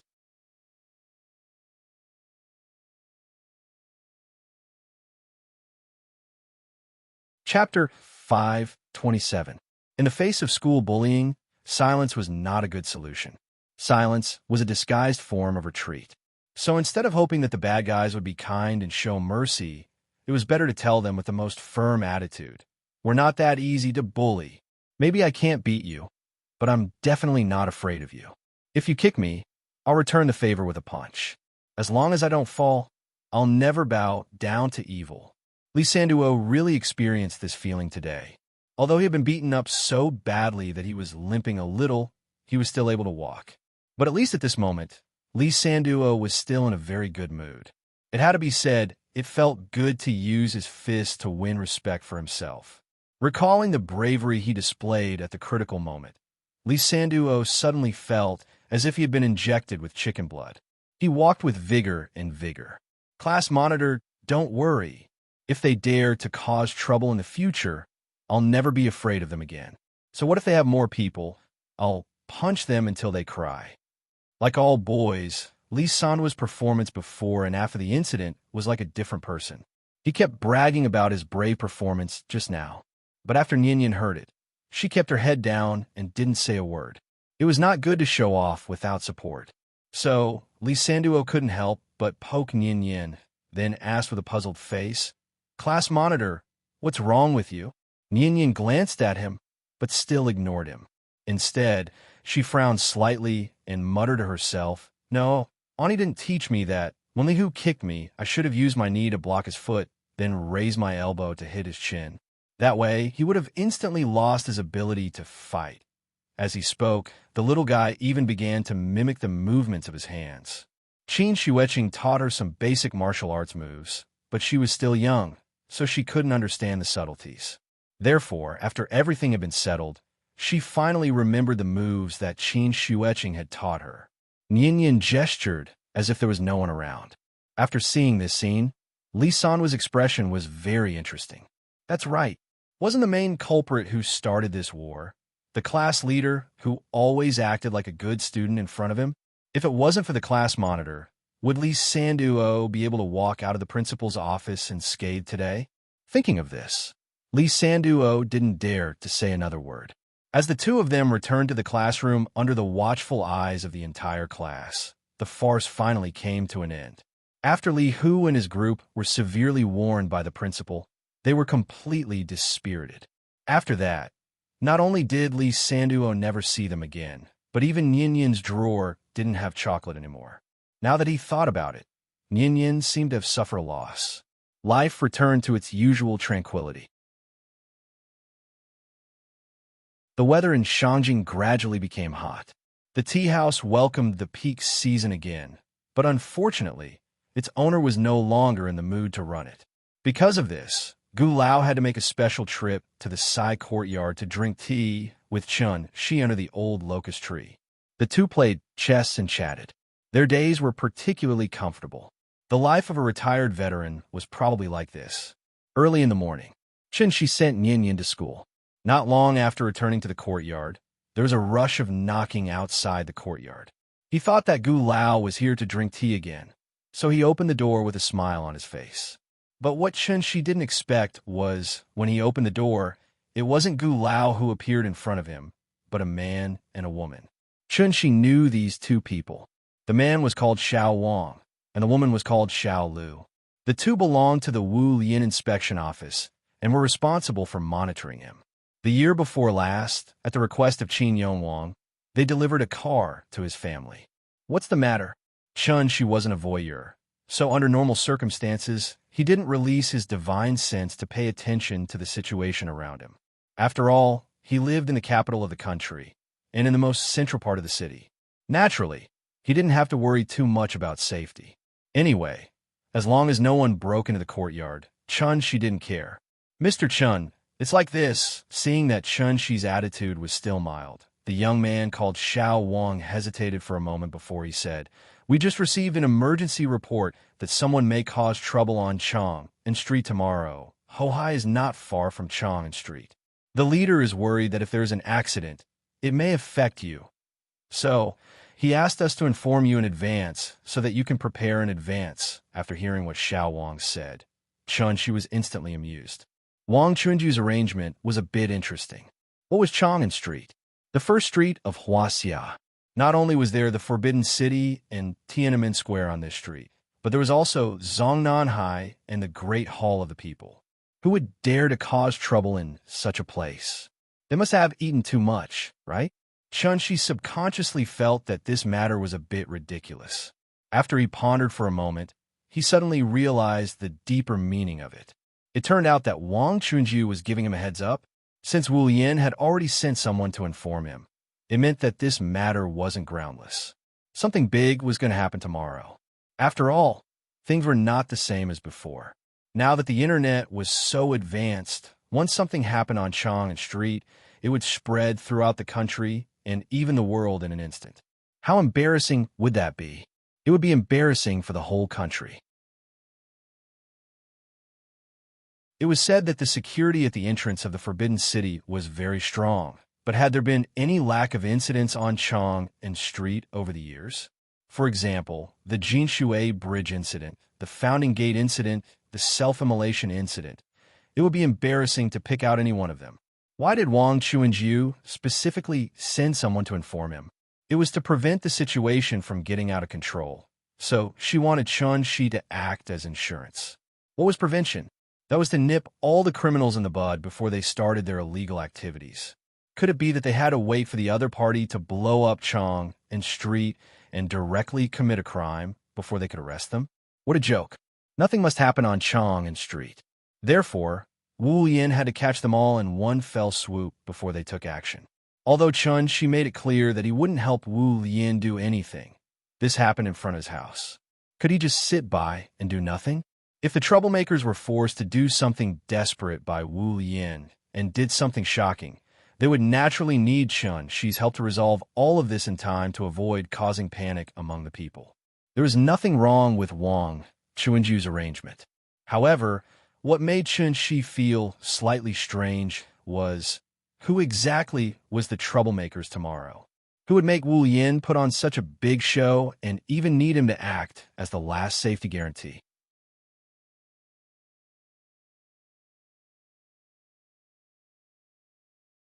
Chapter 528. Chun Shi was very curious about what would happen tomorrow, so he asked Xiao Wang in detail. But no matter how he probed, Xiao Wang refused to reveal any details. He didn't know if he really didn't have enough authority, or Wang Chuanju deliberately told him not to say anything.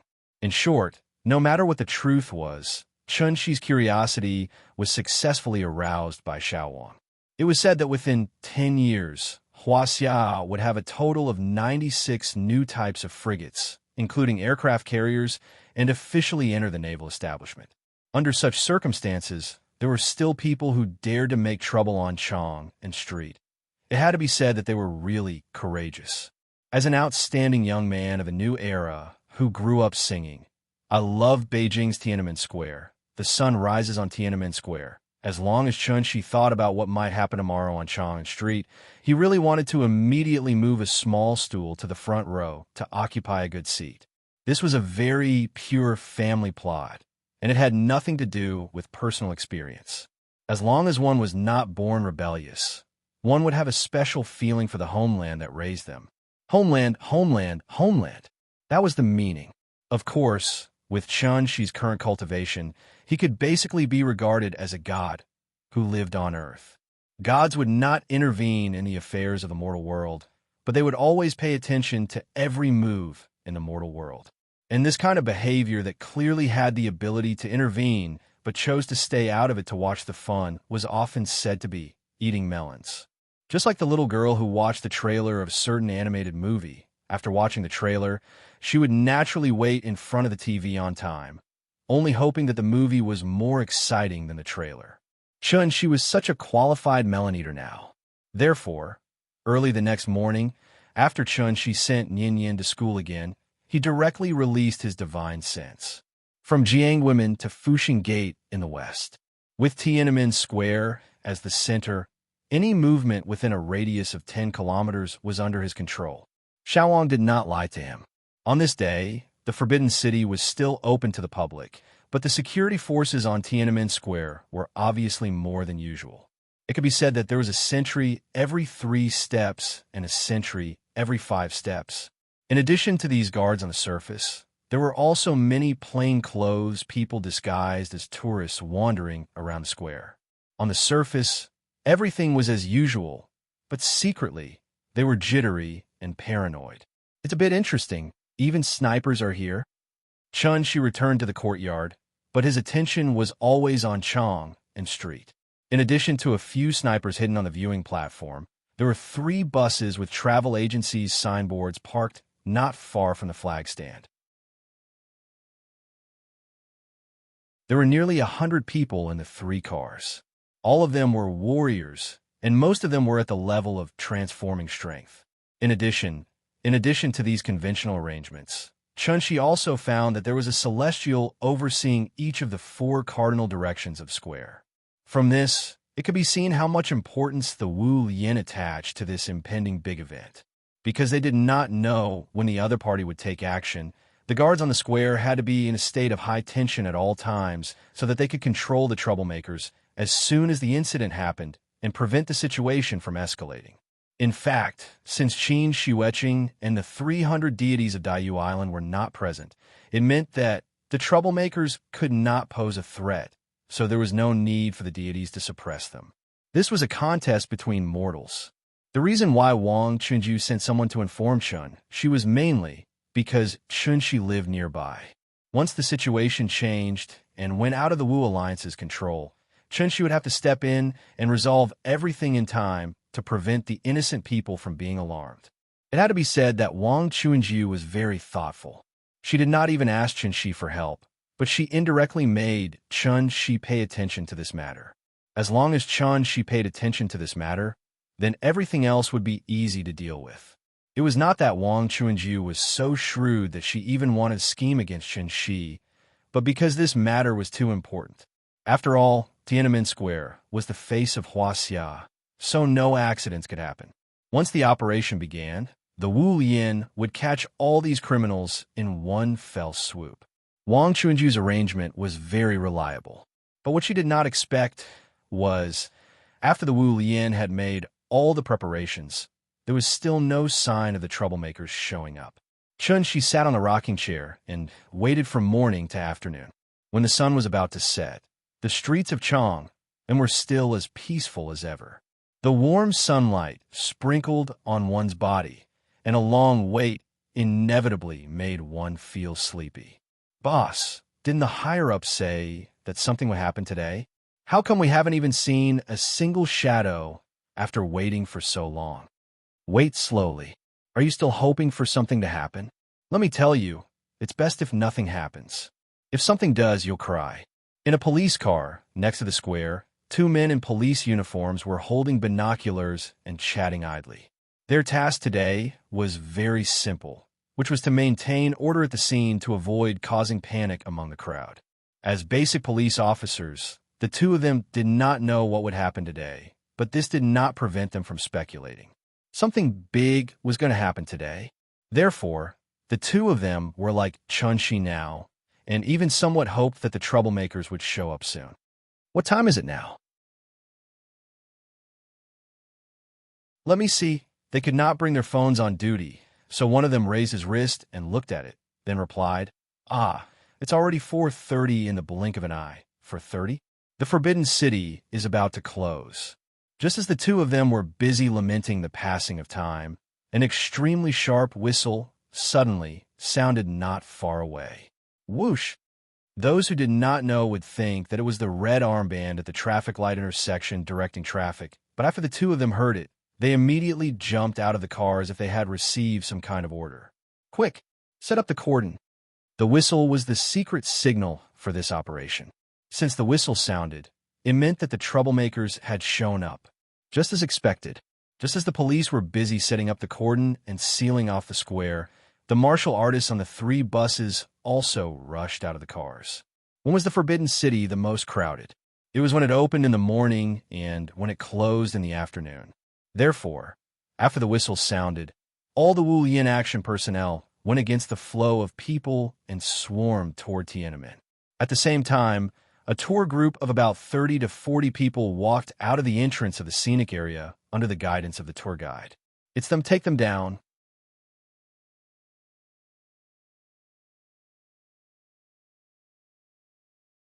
Chapter 529. Although today was not a holiday, the scenic spot was still crowded with tourists from all over the country. According to the latest information received, there were about 30 to 40 troublemakers, and they disguised themselves as a tour group to blend in with the tourists. Therefore, as soon as the operation personnel received the news, they immediately locked on to the tour group that had just passed through the end gate and was slowly walking toward Tiananmen Square. All groups, listen up. You must take down this group of people as soon as possible. Remember, if you encounter resistance during the mission, you can kill them on the spot. Moo! In an instant, countless operation personnel disguised as tourists gradually flocked toward the tour group from all directions.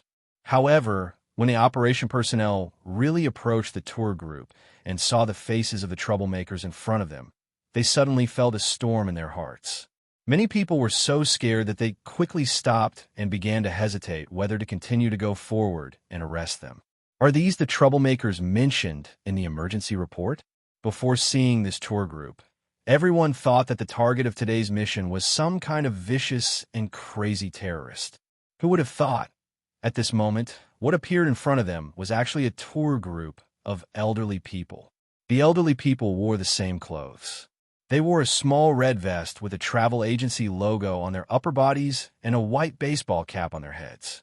Among them, the older ones had white hair, so the operation personnel estimated that these elderly people were at least 70 or 80 years old. Even the youngest among them was about 60 or 70 years old. If this tour group was placed on Chang'an Street, it would probably be a superstar group of scammers. Who would dare to provoke such a team? Could it be Wu Yin's information was wrong?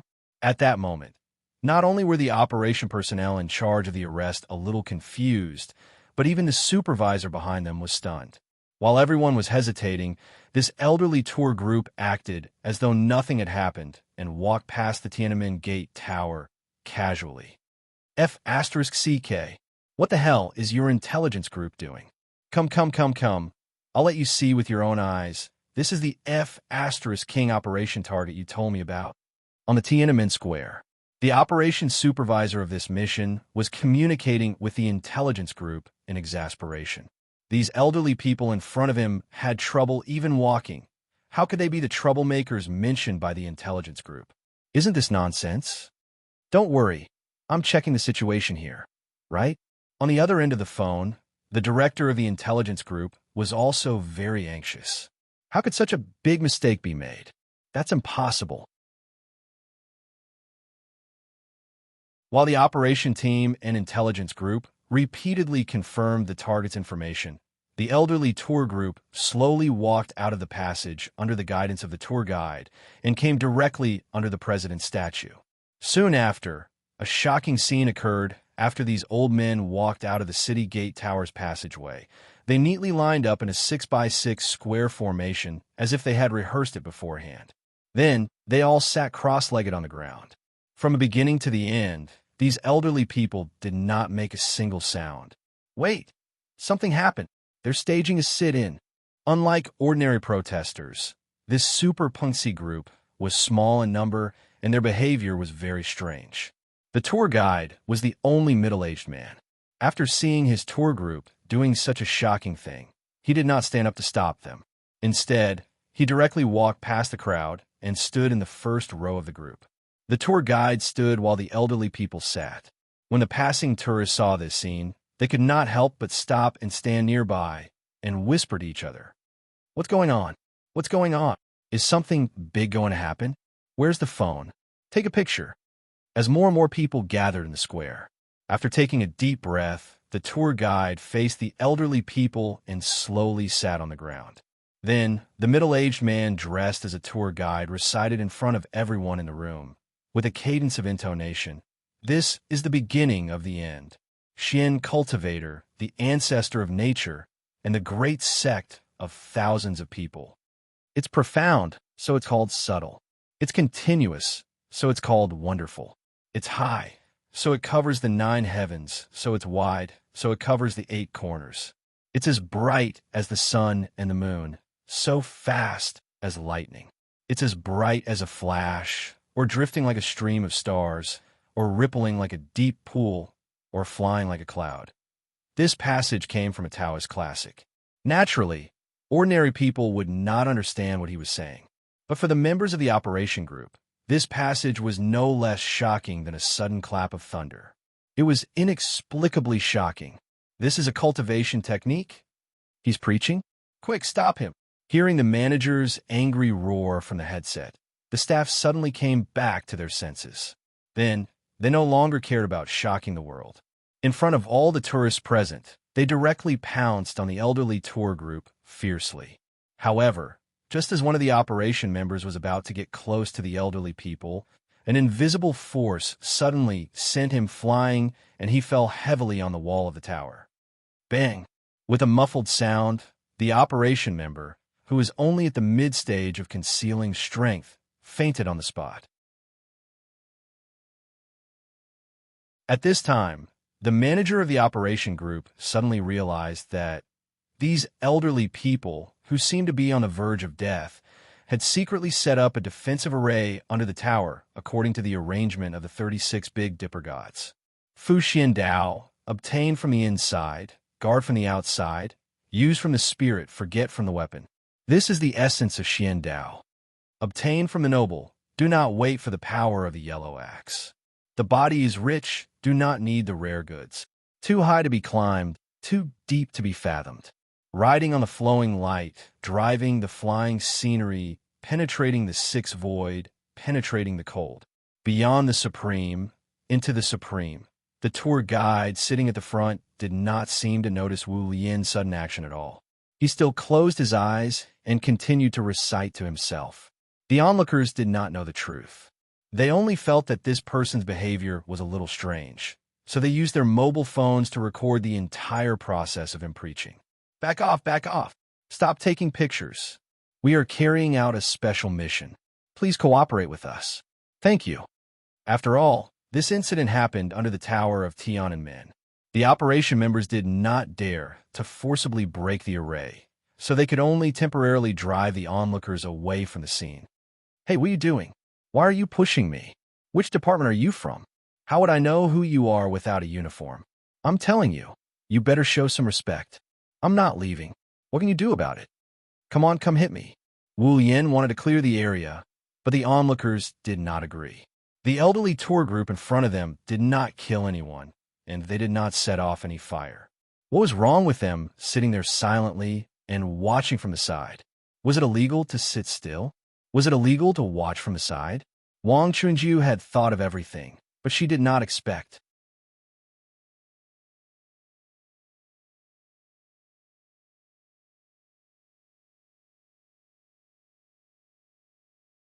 I've done what I have to do.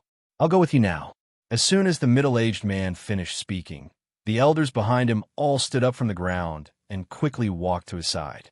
From the looks of it, these old people in their 70s and 80s seemed to be following the lead of this middle-aged man.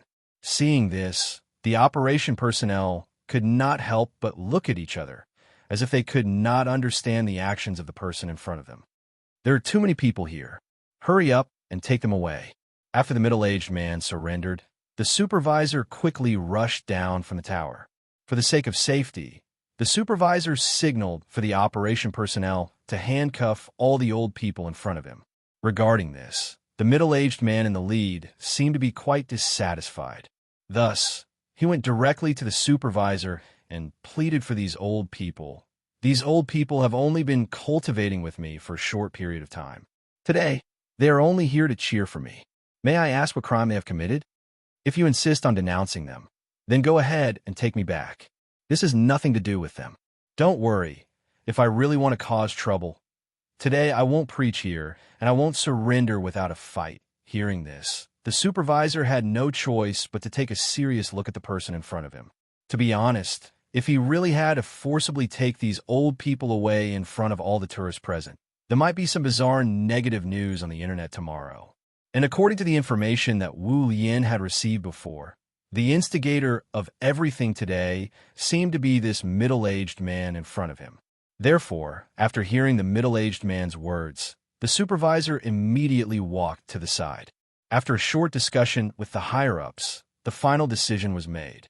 Take this person back. The others go to the side and register in order. If there are no problems, let them go. The middle-aged man seemed to be very satisfied with this arrangement. Thus, He turned around and whispered some instructions to the old people. Then, he took the initiative to follow the supervisor into a bus not far away. Throughout the entire process, the old people present did not say a word. They all seemed to listen to the middle-aged man in front of them. Therefore, after the middle-aged man was taken away by Wu Yin, only a few old people could not suppress the sadness in their hearts and silently shed tears. On the bus, as usual, Wu Yin began to interrogate the middle-aged man. "What's your name? Where are you from? Do you know what you've done today?" Wu Yin had to treat this celestial being with caution. Therefore, once the man got on the bus, the operation personnel handcuffed him with special stainless steel handcuffs. "My Taoist name is Yujing. Since I was born in Huaxia, then I'm from Huaxia. Is that how you answer? Speak human language."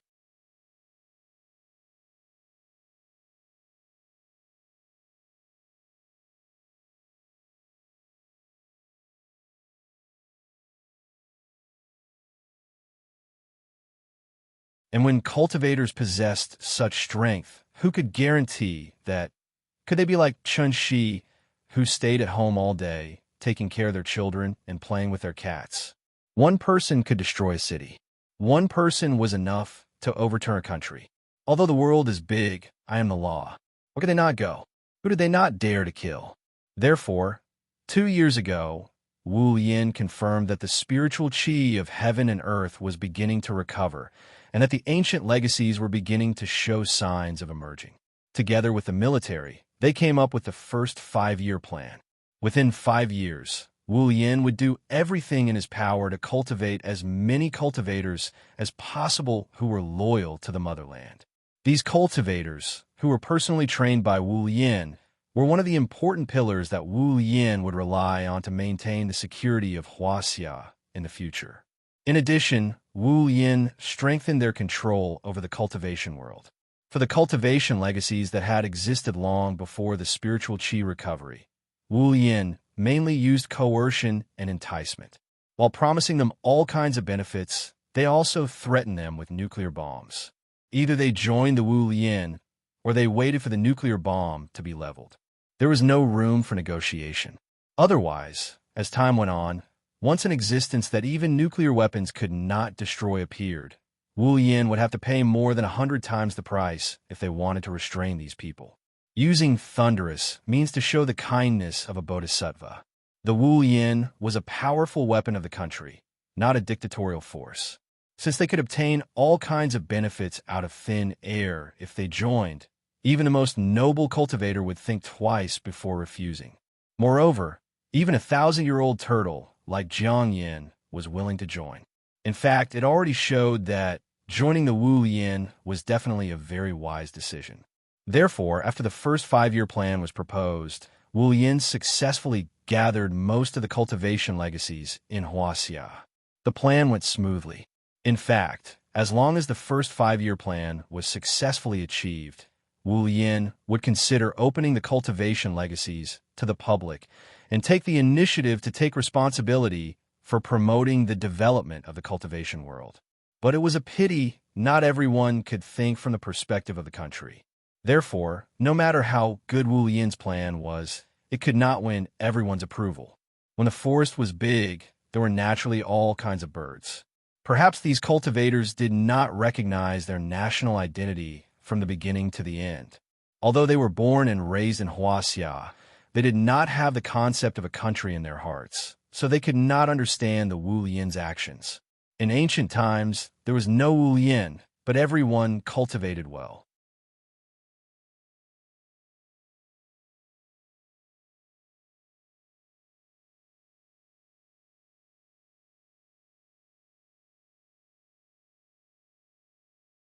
However, Chunshi speculated that this set of cultivation method should not be able to sell many copies, because it was incomplete. If he cultivated according to this cultivation method, he could only reach the peak of the qi refining stage at most. He was still thousands of miles away from the foundation establishment stage. However, what Chunshi did not expect was, up until now, the number of people who had bought this cultivation method had far exceeded the range he could imagine. Chun-Shi underestimated the attractiveness of cultivation methods to ordinary people. At the same time, he also underestimated the desire of foreigners for the inheritance of Huaxia. If it were not for the Wu Lian holding the fort outside, almost turning Huaxia into an iron bucket, there would have been assassins rushing into Huaxia with large-caliber sniper rifles to search for the ancient inheritance in the famous mountains and rivers. In this world, there were too few ancient inheritances as strong as Daiyu Island. More of them were individual cultivators like Yu Jingzi. Was the foundation establishment stage weak? That was equivalent to Chun-Shi's point of view. For ordinary people, the foundation establishment stage was second only to the celestial beings. Even according to Wu Lian's strength evaluation standards, the foundation establishment stage was at least an A-level expert. What did this mean? A mere incomplete cultivation method could make an ordinary person become an A-level expert. Now, it was only selling for 5 million. Was it too expensive? Of course it was not. Therefore, when the farce of Yu Jingzi preaching in front of Tiananmen Square broke out, the whole world was in an uproar. It had to be said that the Wu Lian had really put in a lot of effort to maintain the security of Huaxia. No wonder there had been less and less news coming from abroad in recent years. It turned out that the Wu Lian had blocked all of it in advance. Even so, if the situation continued to develop at this rate, it wouldn't be long before Huaxia would once again bring out the policy of seclusion until the Wu Alliance completed the first 5-year plan. Other than trading, the most practical function of the dark web was intelligence and information exchange. This was the world's largest cultivator forum and also the world's largest news website. Chun-Shi browsed through the news channel and found that it was all about cultivators. For example, a Knight Commander of the Knights Templar had a fight with a Brahmin boss some time ago. Or, a high-ranking member of Yinyang Liao had a fight with a white-robed wizard of the Sorcerers Association. If the two sides fought in public, the website would even list the actual combat videos. This is interesting. I wonder if my name is on it? Let's search. Chun-Shi seemed to have opened the door to a new world. He did not do anything for the whole day.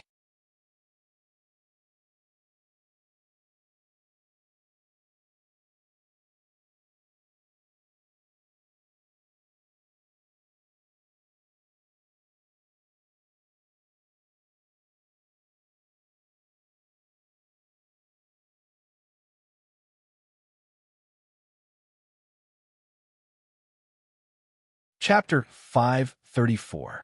Presumably, every parent knew that their children changed their clothes very quickly. Although Nian had not yet entered puberty, her height was still steadily increasing at a rate of 5 centimeters per year. Just after her 9th birthday, Nian's height had already reached 135 centimeters. So even if she skipped 2 grades, she was not considered too short in the 6th grade. Her height was growing very quickly, so naturally, she was wearing more and more clothes. Little brat. No, she should be called Little Brat now. Perhaps she inherited her mother's aesthetic preference. So Nian was now more and more fond of wearing plain colors and simpler styles. Those colorful princess dresses had actually disappeared from her wardrobe for a long time. Qin Ruoying's face shape leaned towards an oval face. Since Nian inherited all of her mother's advantages, now that she was 9 years old, her face naturally lost some of the baby fat that was unique to children. Instead, she had a trace of a young girl's bright appearance. She was wearing a pure white dress with a simple ponytail on her head, coupled with her big bright eyes and the smile that was always on her face. If she put on some light makeup, she could simply be a Taobao children's clothing model. Hello, children's clothing model? But then again, it didn't seem like a good thing for a girl to be too beautiful. For example, Chun-Shi's mood was very complicated now. From the perspective of a father, Chun-Shi naturally hoped that his daughter was as beautiful as possible. But when his daughter really grew up, there would be passers-by who couldn't help but pick up their phones to secretly take pictures every day. Chun-Shi's mood became heavier and heavier. The cabbage at home was becoming more and more beautiful. What should he do in the future? In a blink of an eye, he was surrounded by little pigs waiting to be fed. He almost wanted to rush into his vegetable garden and eat this cabbage on the spot. Nian was only 9 years old. How could a 9-year-old child not look good? Don't you know that a girl changes 18 times between childhood and womanhood? He didn't even let go of such a young child. What a beast. When Yin really entered puberty and the secondary sexual characteristics appeared, Qinshi's worries would be a few hundred times greater than now. Compared to when she was 7 years old, Yin's mind was becoming more active, and her ability to express herself was also becoming stronger. Therefore, she was now speaking one sentence after another. She truly had the temperament of a leader. In school, she was the class monitor, a good student, and also the leader of the young pioneers. Different from many of the children of officials, these honors were fought for by her own performance. So not only was Yin famous in class, but she was also somewhat famous in school.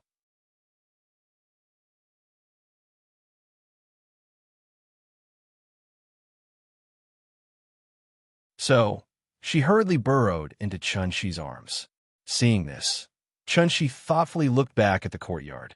Then, he raised his left hand and lightly waved it. Following his wave, the heaven and earth suddenly quieted down.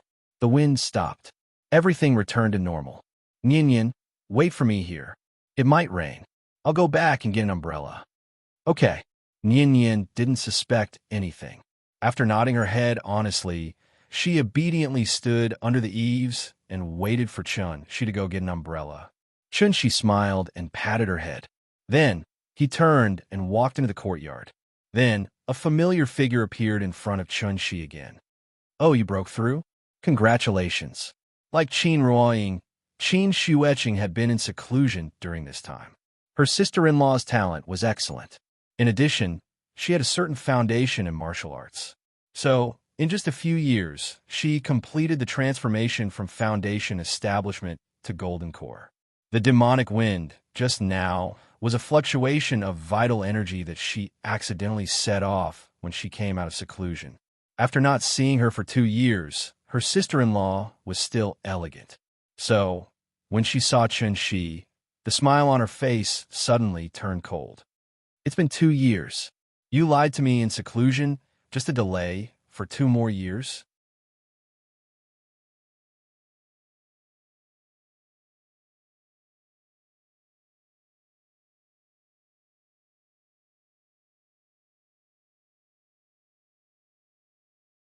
Since Cheng Hua and Yi Ji said that they would come back, then they must come back. Qin Shueqing could forgive their previous mistakes, but she absolutely couldn't tolerate being played and fooled like this. Hence, no matter what Chun-Chi said now, his sister-in-law only looked at him coldly. Chun-Chi was stunned by her stare, and in the end, he really didn't know what to say, so he spread his hands and asked helplessly, "Say it. What exactly do you want? Let me a Xing Cha. I'll go by myself." His sister-in-law was rather straightforward. She didn't want to listen to Chun-Chi's excuses anymore, and didn't want to waste any more time, so the best way was for her to personally make a trip to the Supreme Palace enclosure. Chun-Chi had long expected that she would say this. Hence, after seriously sizing up Qin Shueqing, he kept the smile on his face and asked seriously, "Have you thought it through? That place isn't Earth. Once you meet with any danger, even I won't be able to rush over to save you immediately." Not sure if it was because Chun-Chi had long regarded Qin Shueqing as his family, so he really didn't want Qin Shueqing to go to the Supreme Palace enclosure alone. It was a very strange feeling. Just like when Yin suddenly said that she wanted to go out to play alone, how could Chun-Chi, as her father, be at ease? But what could he do even if he was worried? How could Chun-Chi not know his sister-in-law's character? I've thought it through. This trip is not only to seek revenge, but also to go out and travel. Although I'm not as strong as you, I'm not a lamb to be slaughtered by others. It's fine if I didn't know about the Supreme Palace enclosure before, but now that I know, how can I continue to live under this blue sky? The universe is so big. I also want to see it. Speaking of this, Qin Shueqing suddenly paused and then looked up at the blue sky above her head with a yearning expression. It was still that beautiful blue sky and white clouds, but her line of sight seemed to have penetrated the clouds, crossed the boundless void, and reached the other end of the universe. That's right. With her strong character, How could she not yearn for the colorful depths of the universe? And this was obviously her sister-in-law's true thoughts deep in her heart. Don't worry, I know you're doing this for my own good.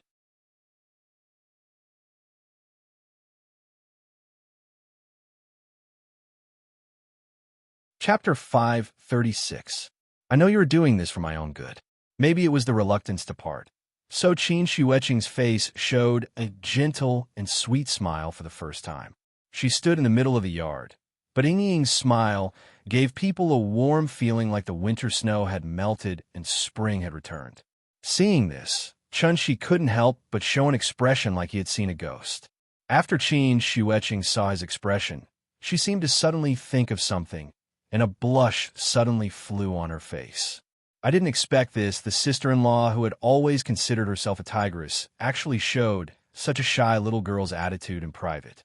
Looking at her shy and charming face, people who didn't know would probably think that she had mistakenly eaten some kind of indescribable medicine.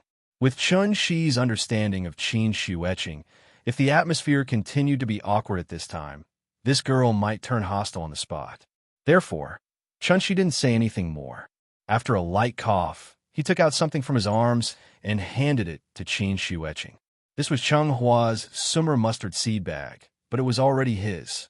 In addition to a Xing Cha that was improved by Qin Shi, there were also the spirit stones left by Yi Ji, as well as some defensive magic weapons and medicinal materials. For Qin Shi, these things were not valuable at all, and they were not even as practical as Yuan. But for Qin Shueqing, these things were like the novice equipment that came with the system, and they were also necessary for her to enter the martial arts world. The imprint of these things has been erased by me. As long as you drip a drop of blood on them, you can use them freely. The journey to the Supreme Palace enclosure is long. Once you encounter any danger, even I can't come to save you immediately, so you have to remember that you must be careful on this trip. When I went to the Supreme Palace enclosure earlier, I'd made a few friends there. If you really encounter any danger, then it's best that you don't try to be brave and directly report my name. Perhaps you'll be able to scare them. By the way, aren't the first and second on the Heaven leaderboard members from Wulian? Why don't you bring them with you? Isn't it better to have more people to take care of one another? Chun, she was like a parent who was about to send his child off to a faraway journey. After Qin Wanqing heard this, she didn't interrupt him coldly. Instead, she stood silently to the side and listened carefully to every word Chun Shi said. I have a jade pendant here. Take it as well. Remember to wear it on your body. This thing was originally prepared for Yin Yin, but she can't use it for the time being. Since you're going so far away, I'll give it to you to protect yourself first. But you must remember, this jade pendant can only be used 3 times. After 3 times, it will completely lose its effect.